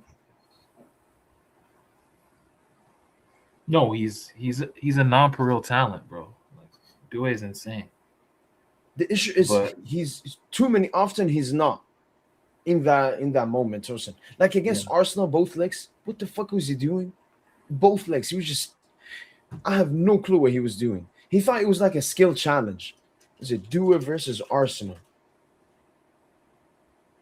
Can you check him up at this logo? I don't understand the football room. Okay, I think I actually saw a quick clip of that. I remember. Yeah, but what were you saying on Dewey? Now I remember Due versus Arsenal, Tosin. Mm-hmm. Okay, this is his cold comp, Tosin. They have some music that they have the PSG music from last year on it. Oh my! Oof. Oh no! But like here with No, he kept the ball. He kept the ball. Chill. He low-key cooked, man. He took a shot here. Not the best to sit. great pass. Great ball. Yeah, here he could have scored. Looks like Mbappe there, man. Yeah, maybe I'm too harsh, man. But I just remember he wasn't the best versus Arsenal. They Ooh, have the Neymar solid. touch. No, this was crazy. Why did he dribble here? He was doing crazy shit here. Like he tried to go back, do it. Just let the ballers ball, man.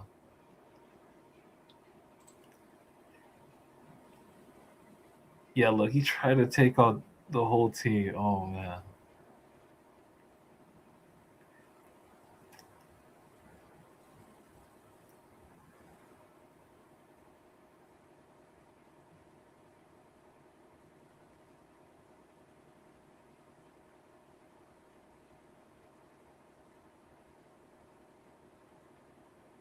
Oof.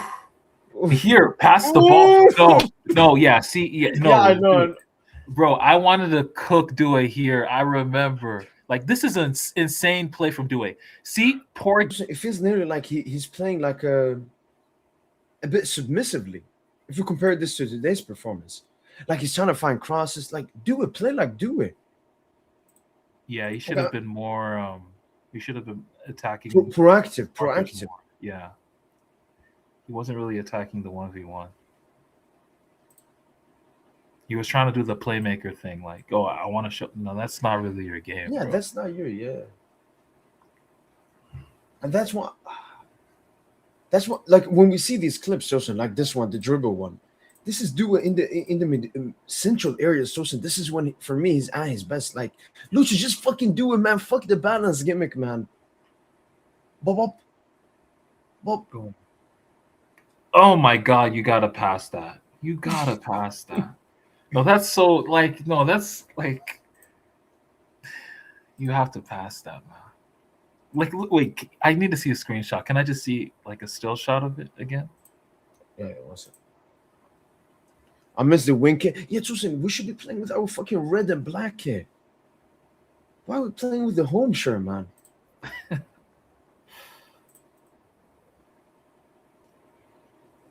No. Pause it. Here. No. Okay, no. Maybe he lets Vitinha further. No, further. Yeah. Oh my God! Look at the space. There's just. I was thinking here, Tosin. Look here, and then Bob. Yeah, like Vitinha gets it, either gives it to Hakimi, gives it back to Fabian. Because you got like this is what Due is so good at as well. Like he's got the attention of 5 Arsenal players in one place. Yeah. But if he can just release that, he's trying to go to the outside. He's trying to dribble his marker. Like, bro.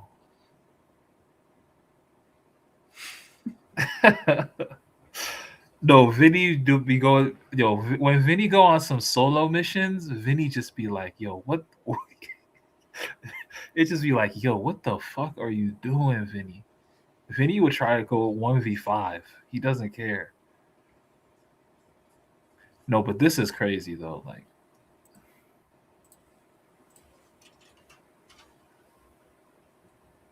and then Jude Bellingham. Jude Bellingham is such a dud. Like every time Jude Bellingham gets the ball, it's for some reason he has to like do a croqueta or he has to keep the ball for a second or two and then release it. Ideally, what he wants to do is he wants to attract 2-3 markers and play the forward pass because it looks good on TikTok. But you're not that guy, bro. You're just not that guy.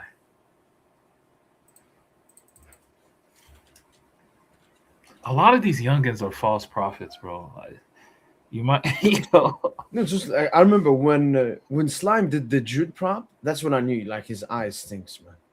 no, he just does it. Honestly, he be doing it just to infuriate Paris Saint-Germain. Anything to infuriate Paris Saint-Germain FC, man. He's anti PSG. Like, that's what he is these days, just anti. Any Dembele stinker, he's like he be gassed. Any PSG stinker, he be gassed. Like,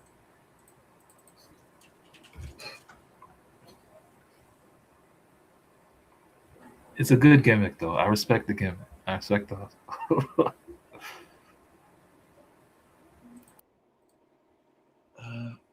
Trying to find this Mbappe goal.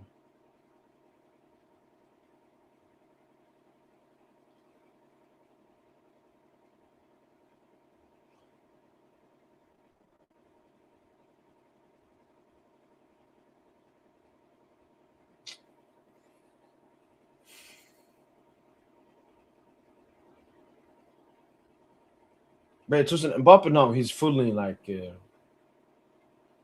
Madrid is his team, man.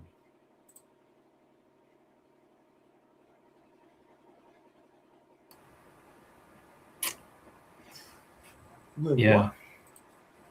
No, there's got to be fake. What are you looking at? No, something Mbappe posted. No, it's fake. It's fake. Giannis, it's fake. It's fake. Man, once we get that Kvara report,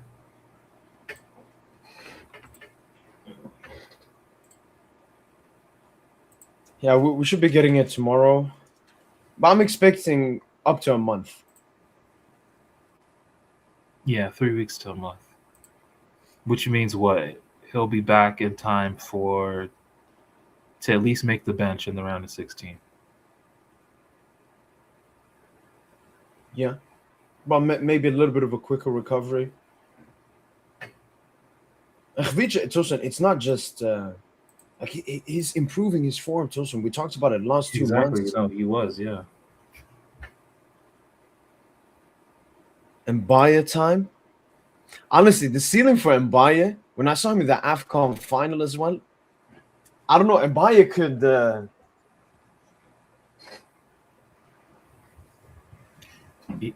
Yeah, even Dro, man. Dro got to bring something different. But if Kvara is hurt if Kvara's injury is worse than expected, God forbid, don't you have to make a move in the Mercato? Like a panic buy?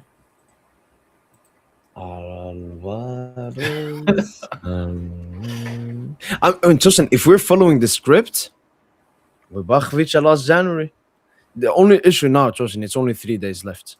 But I think Atletico, Tosin, they just lost to Bodo Glimt at home. They might do a reckless decision, Tosin. Bring in Gonçalo to save their season.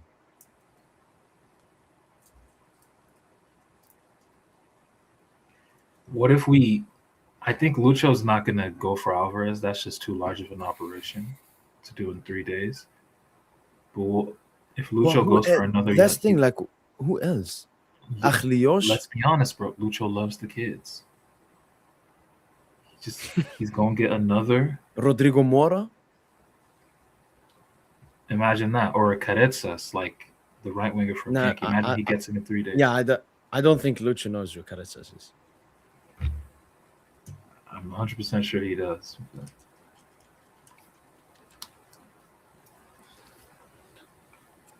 But yeah, someone, Tosin. This is the clip they've been talking about, the Mbappe scored. And this got...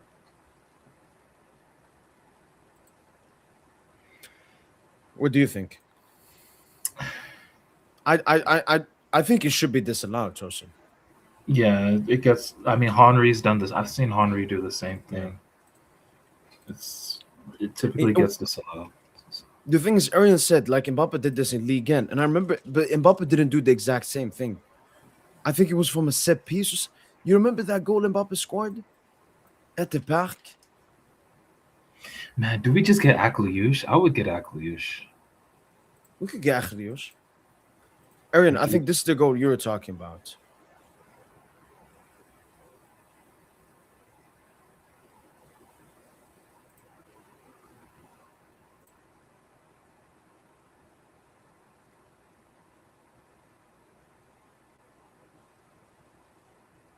You see, here it's different Yeah. because he's put the ball here. It's different, like when you're trying to kick it, and then you're just putting it.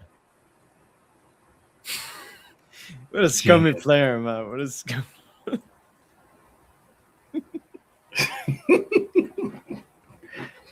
Genius. Yeah, this dude's never winning at UCL, man.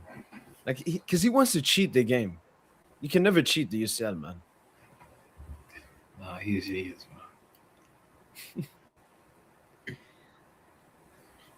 But let's see, Tosin. I mean, this is a perfect opportunity for PSG. And also, I want to find the quote from Lucho. Where is it?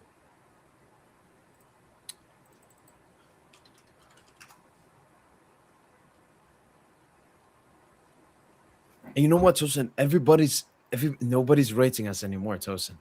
Like this Newcastle thing was the final nail in the coffin.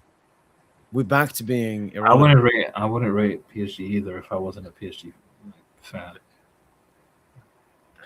I don't know. I know, Tosin, we're They still far stumbled away from our what? best. They stumbled from what, top 3 to what, 11th?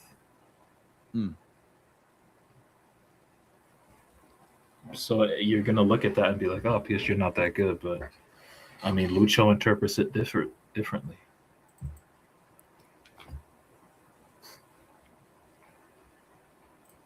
Like, Yeah, no. how many L's do we have to go through? Like, even in the 24-25 Champions League, we had so many L's.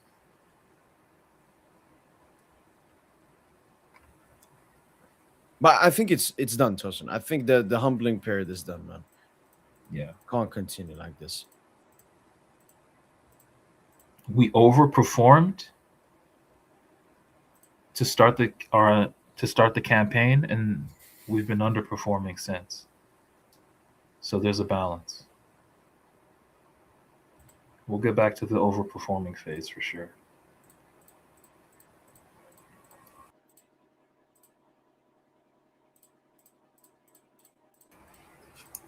It's better for the underdogs. I don't like that though. I don't like that mindset, especially after you've won the Champions League. You should know that you're going to get team's best shot. And as the best team, you should be ready to take on that challenge and still win anyway. Make that, like, that's not supposed to even matter, that you're getting team's best shot. Because once you play your game, you just, like, you can just get back to it and you know the dub is there.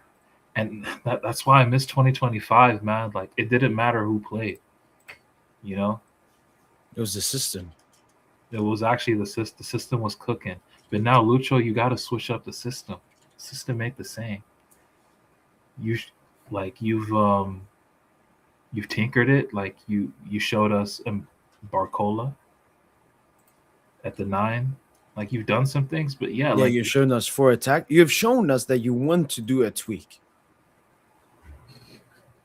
But then you still keep on doing the gay stuff.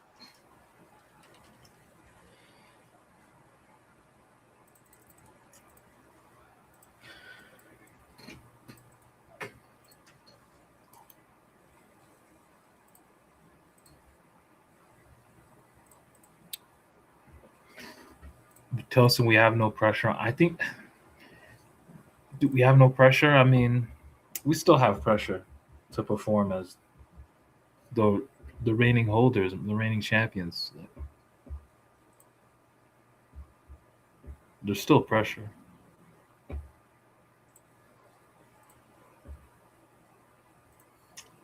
I wonder what Lucho's thinking, man.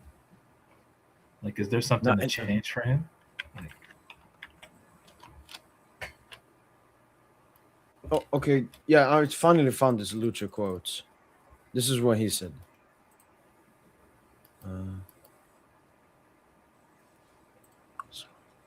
This is what he said. We're still open to being ready if there's a chance. And he said this after the draw was signed. If there's an opportunity.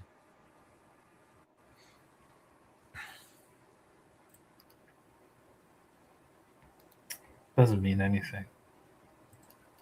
Because think about it, Tosin. Back-to-back Madrid, they switched, right?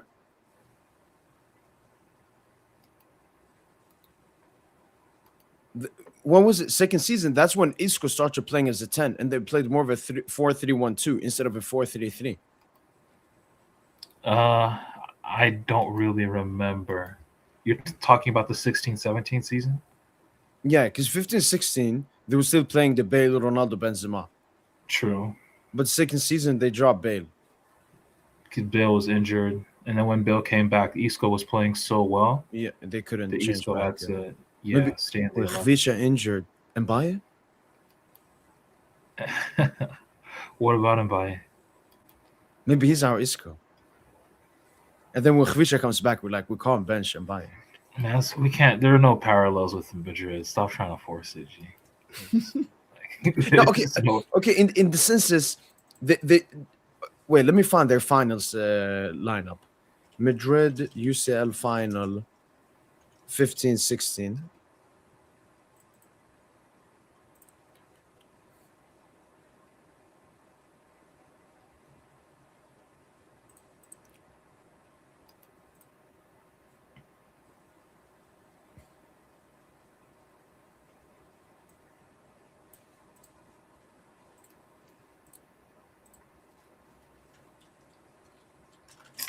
Man,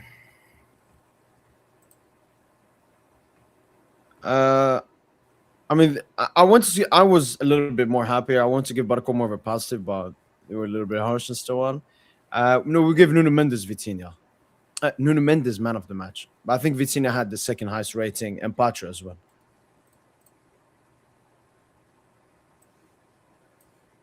yeah. Yo, I'm actually looking at the Culture PSG forum right now to see what players are saying.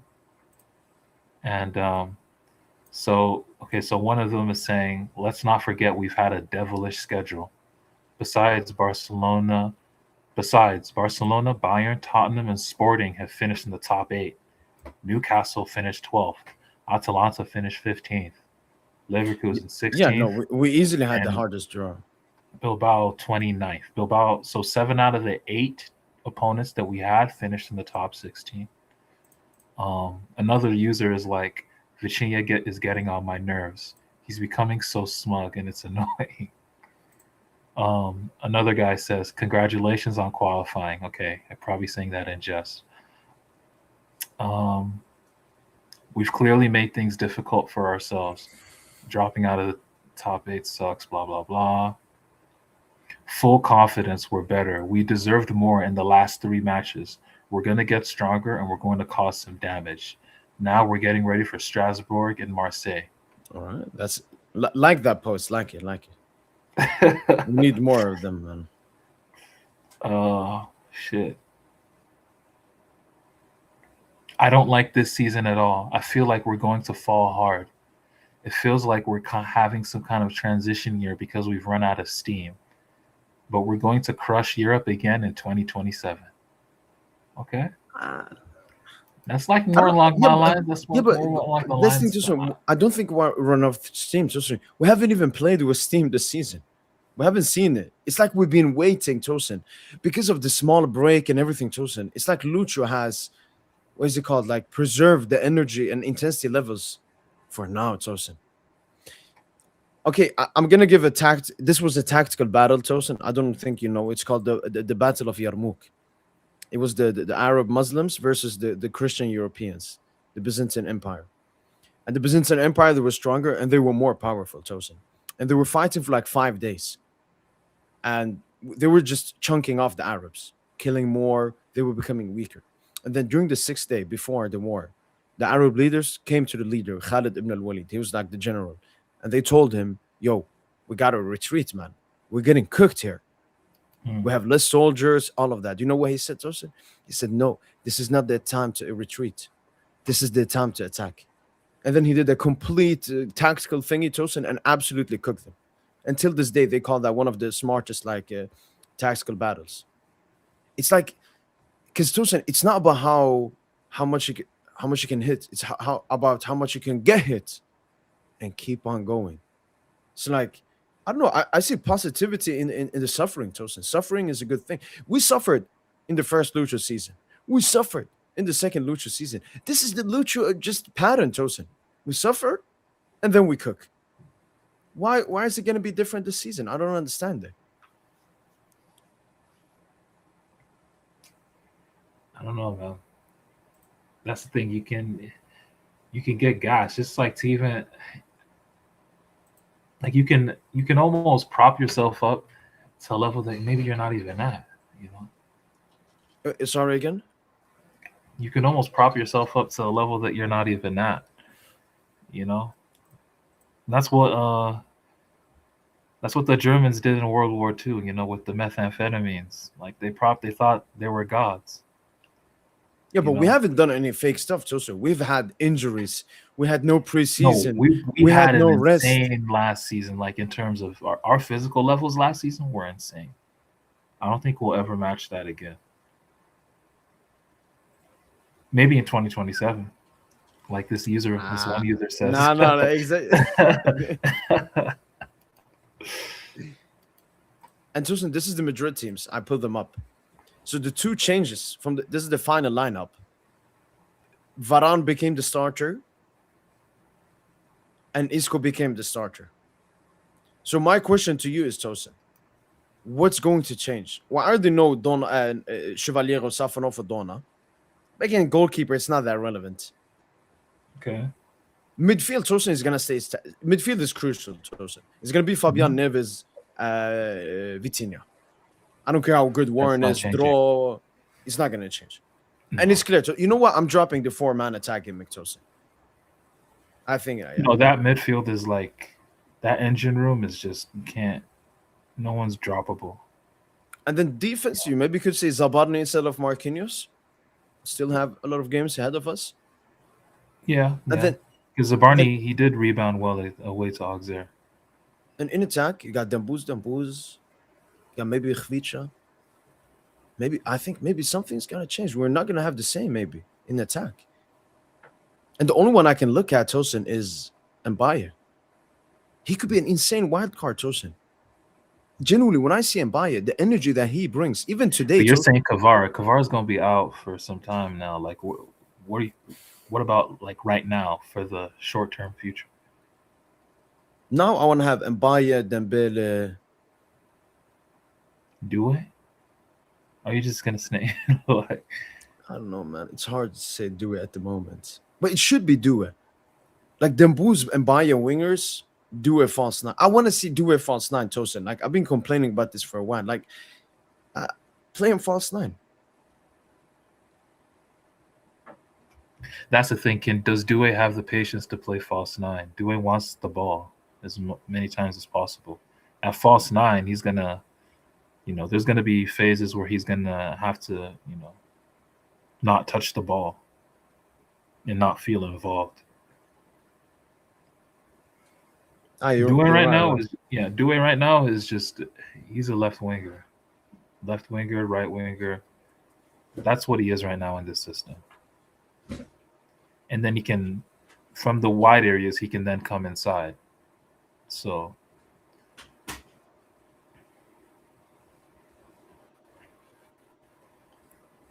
But yeah, man, we need some elite wide play, man. Kvara was giving you elite wide play, to start the game.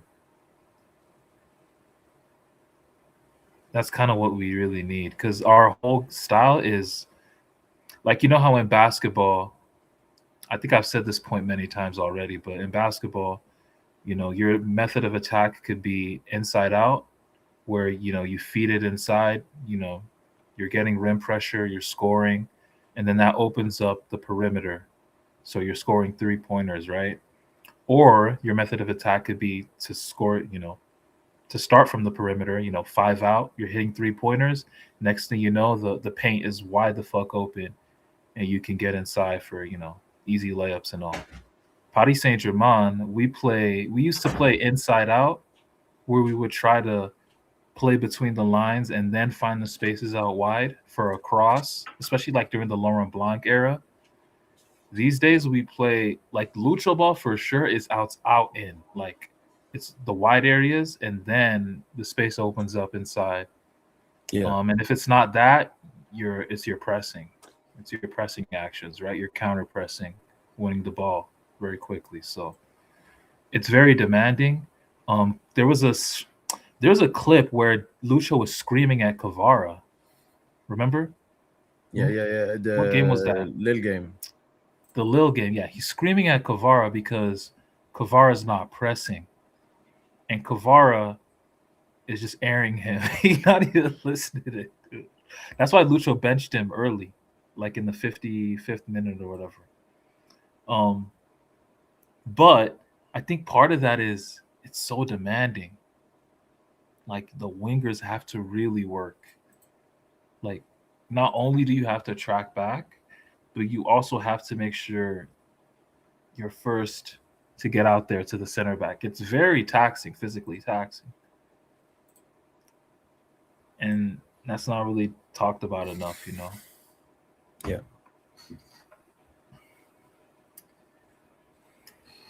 Yeah, and even Barana says here, you can't win the same team back to back to back. Maybe it's a change that has to happen, Tosin. Maybe it's Lucho trying the same thing. Maybe something has to change. And Yeah, like we've change the felt animation. it's Like the you've four always had the attackers. back three. Like play the duo cam. Play the duo cam. 4-2-3-1. 4-2-3-1. Or, as we've mentioned in previous streams, let me find the picture. You do the big ballsy one. The biggest balls, Tosin. Oh, If one we- center back? Yeah. The upside the triangle.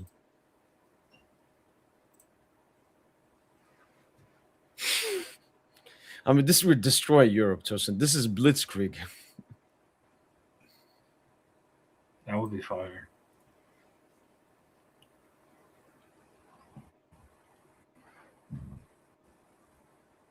It'd be tough though. Like the rotations, I like the rotations in the with the back three and the middle three would be crisp, but the front four, I'm not really sure.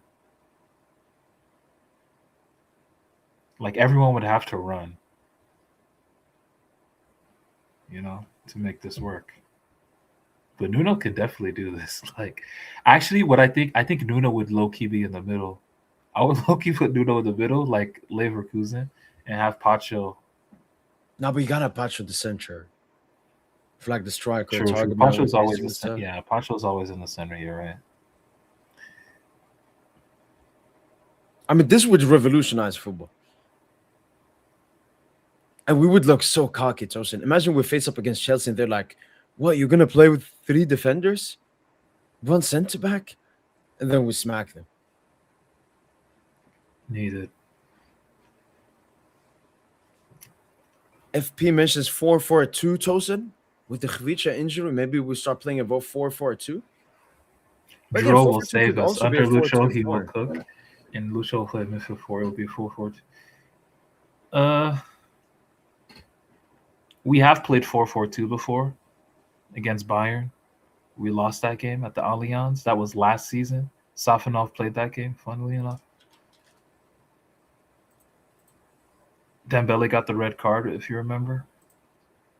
Yeah, I'm going to bring it up now.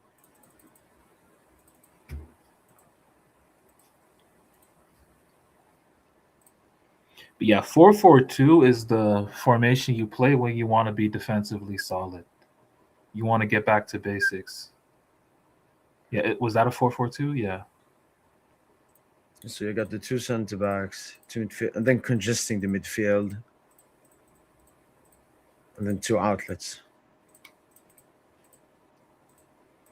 And Khvicha can play as an outlet as well, Tosin. He can. And a 4th midfielder, Tosin, would be more preferable for Due. Because then it's less like risk management or whatever you call it. Oh, you're saying Due playing as a 4th midfielder? Yeah. So you got the 3 boys, and then you got Due. And then you got either Dambuz, Barcola, and Kvara as the outlets. Yeah.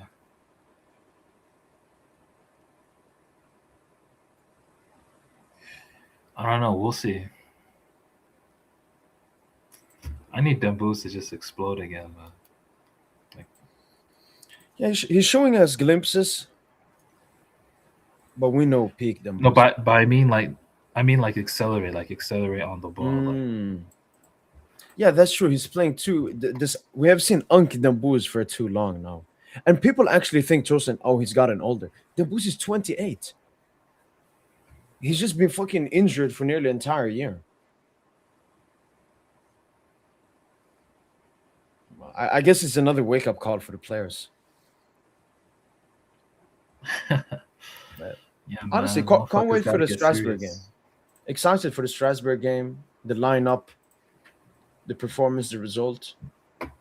Ooh, Fabian, Dro, Viti, Joao. Bro, if Dro really about to change the game. Dro, like you saying Mbaye, I love Mbaye, but Dro has a huge card to play as well. I'm actually very excited for a lot of the lineups we can put out in Liga. Watching us in Liga is just far more smooth, you know? Yeah, it's not hectic. There isn't that much on the line. Yeah. For me, winning Liga is just more important. That's just for me. Okay, I'm not the I mean, it's the average base. It's the base. Like, Yeah. how are you gonna think about winning, becoming the European champions if you ain't even the French champions? Yeah. But yeah, going back to back, like, you know, Baran made a very good point in the comments, like you said, you know. You got to switch it up. You can't have the same core. Like we have an elite core, but you need to give that core like legitimate competition, you know? Yeah. And I don't want to say his name for like the 10 millionth time. But I swear, man, if we actually got Cherki, that would have been a dynasty signing.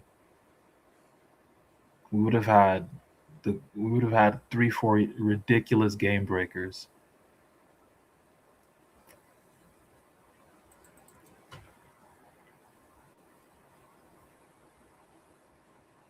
But now we got Dro though.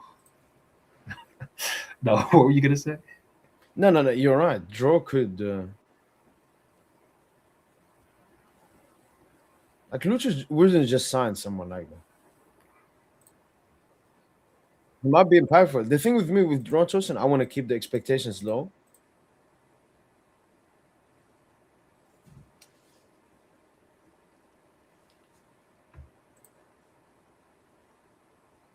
Wait, what was that? What were you saying?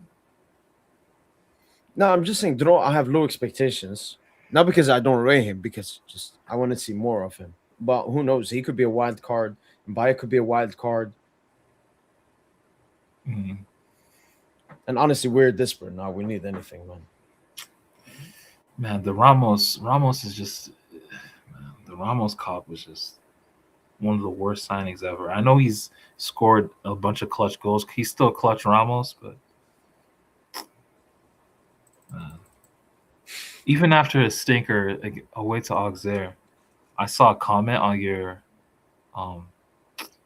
channel where someone was like, "But Gonzalo doesn't get enough service." Well, damn, That gimmick still exists.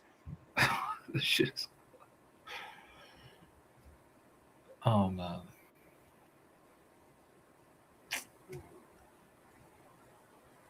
I'm actually so jealous of all these other teams. It's easy for all their players to get GA. Karabakh, Tosin. True. We duck Marseille. We cook Karabakh.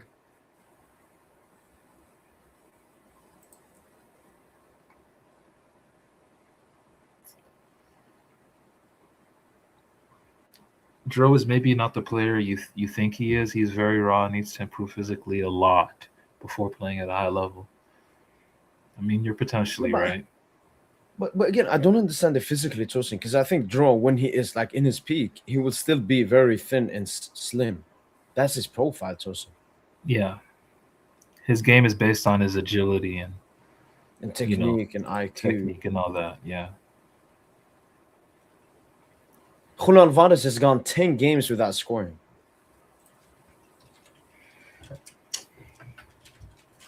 Now, he badly wants the move, Tosin. Nah, he's just mids, bro. And look at this, Tosin. They asked Simeone in the press, what reasons are there to believe in Julian? What did he say? Why should we believe in Julian? Seriously?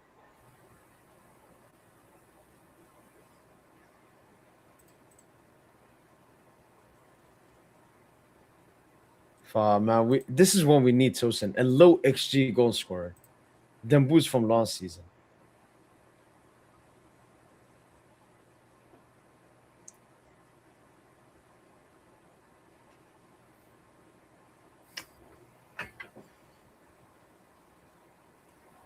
I think the players miss Donna. Like he was a security at the. That's a fact.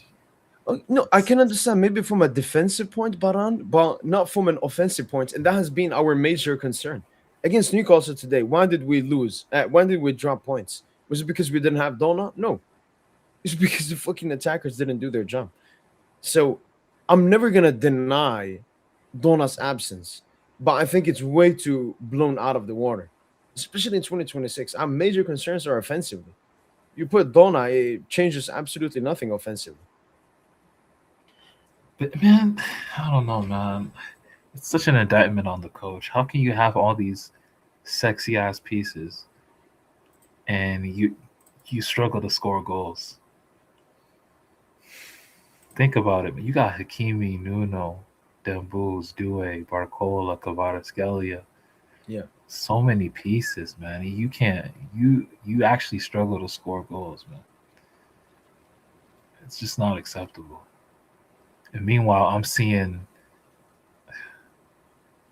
bums get, bro. I'm seeing Igor, Thiago, and seeing bums get hella. I'm seeing bums putting up numbers, bro. Look at Barca. Look at Bayern. Barca got some bumps. Like even Lewandowski has more goals than all of our attackers this season in limited minutes. And he don't even play. Like Ferran Torres probably he does as well. Like, and these are players you wouldn't trade at all for what we have, you know? Yep. Man, the coach got blood on his hands, low key. No, we can criticize him at the end of the season for his decisions. Season hasn't ended though, and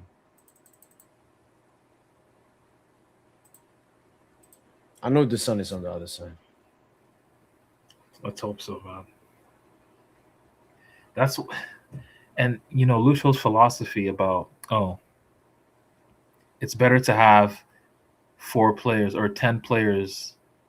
Wait, it's better to have 10 players that can score 10 goals, or 10 players that can score 4 goals, or 4 players that can score 10 goals, than 1 player that can score 40. Whatever that fucking quote was. Yeah, we have no one scoring now. It's a cringe quote, man. It's not true, Lucho. That is just not true. You need somebody. That's why when Dembele was scoring all them goals, and Barcola was also scoring, 19 or 20 all comps, and then Ramos was chipping in with like 15 to 18. It's way different, man. Doué, how many did Doué have? He had 15 goals, I think.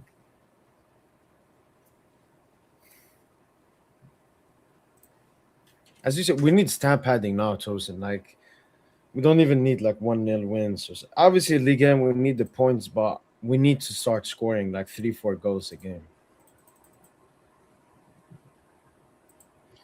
Yeah. Like if we play Strasbourg and let's say we just win.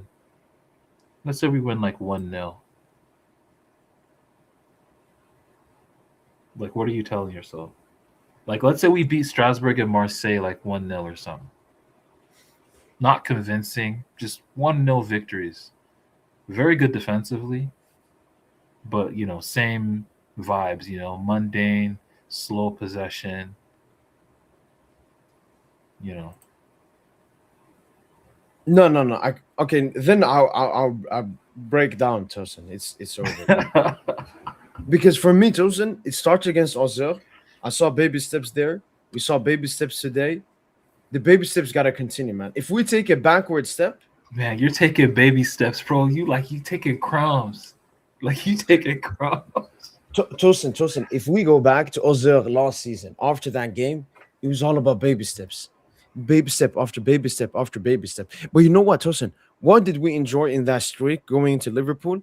It was how we beat the best teams in Ligue 1. That 4-2 Monaco away. The 3-1 Lyon at home. The 4-1 Monaco at home. The Monaco 1-0 Trophée du Champion. So I'm like Strasbourg 4-1. It's not that I see us winning 4-1, but that's what we should be doing. And what the fuck is Strasbourg? Why should we?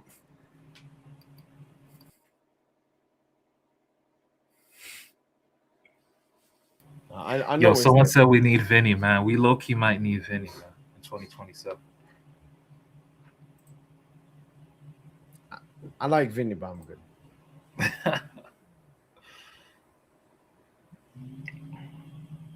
Damn, Due is the crossing. What Barcola is the finishing. They cooking your boy, bro.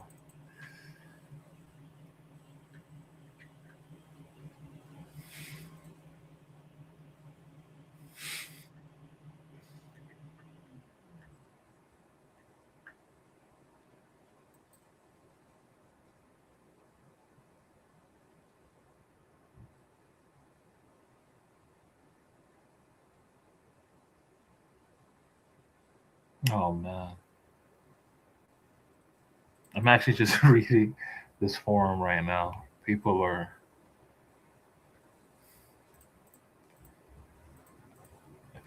pissed. I mean, they should be, but just don't give up. That's all I gotta say. Just don't give up. And I'm gonna say this: like, Arsenal fans are way more delusional and pro-positive than me. They haven't won anything, and they still believe they will win. We just won the UCL. Why should it be difficult? Look at this good comment. Look at this good comment. This season is going to be tough. This is something we all need to acknowledge. I agree. Which one? Oh, it's in the forum. Oh, okay. Yeah, he's like, this season is going to be tough. There are a lot of players returning from injury who are out of shape. Okay, true. This is a team that so far has barely played 60 minutes and is unable to generate the necessary intensity to execute its game plan. 100%. Frankly, 8 games before a potential round of 16 wouldn't be too much. Many players need to play consecutive games to try and regain their form. This is a team that needs to rebuild confidence in its play. Individually, things aren't good for most of the players right now, but that's not really the point.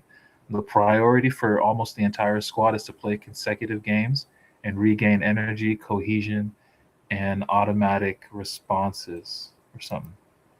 But yeah, I mean, you get the gist of what he's saying.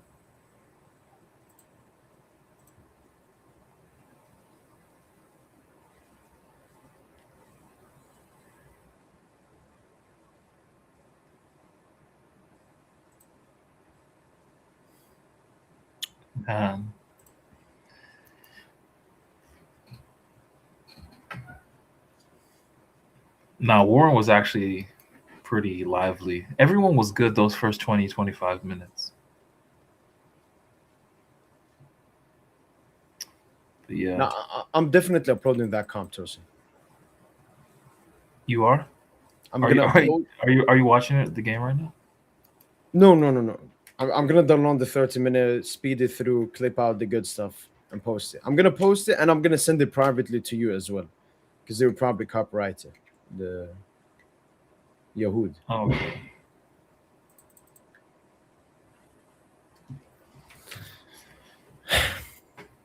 Tosin. All right, bro.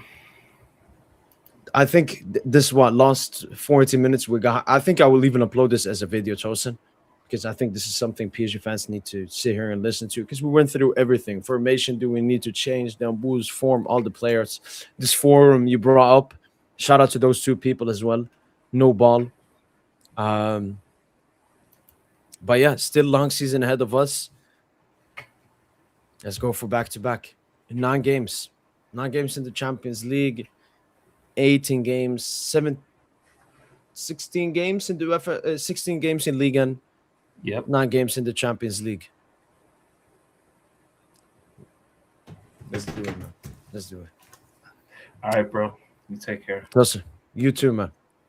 Peace out, Tosin. Peace. All right, then, people.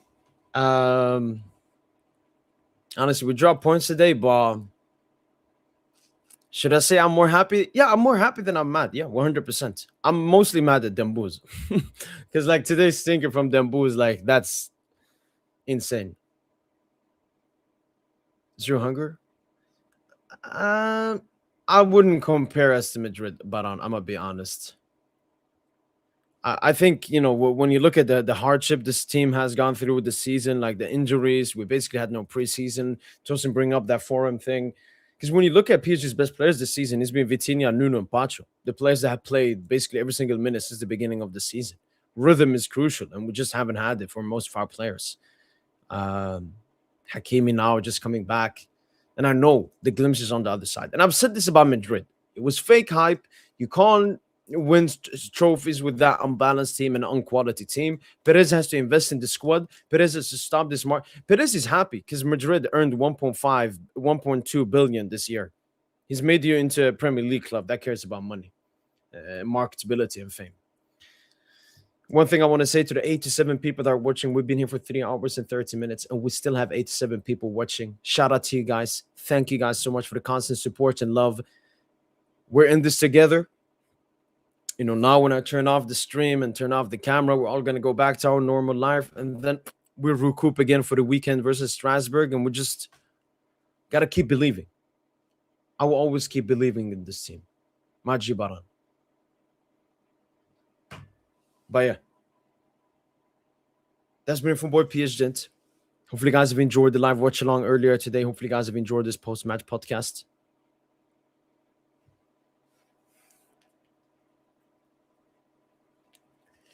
Mbappe doesn't have. I have a Champions League. Where is Mbappe? Look, it's gonna be not gonna be a tuba. All right. When someone tells you, why do you believe in this team? Do this. Do this. Do this. All right. We become like Madrid now. I've become a Madrid fan, man. But this is the most important. Look at the star. You see the star? Nobody has ever had a Parisian star as well. Allez, Paris. Keep up the faith. Keep up the belief. And as usual, that's been from boy PSGINT.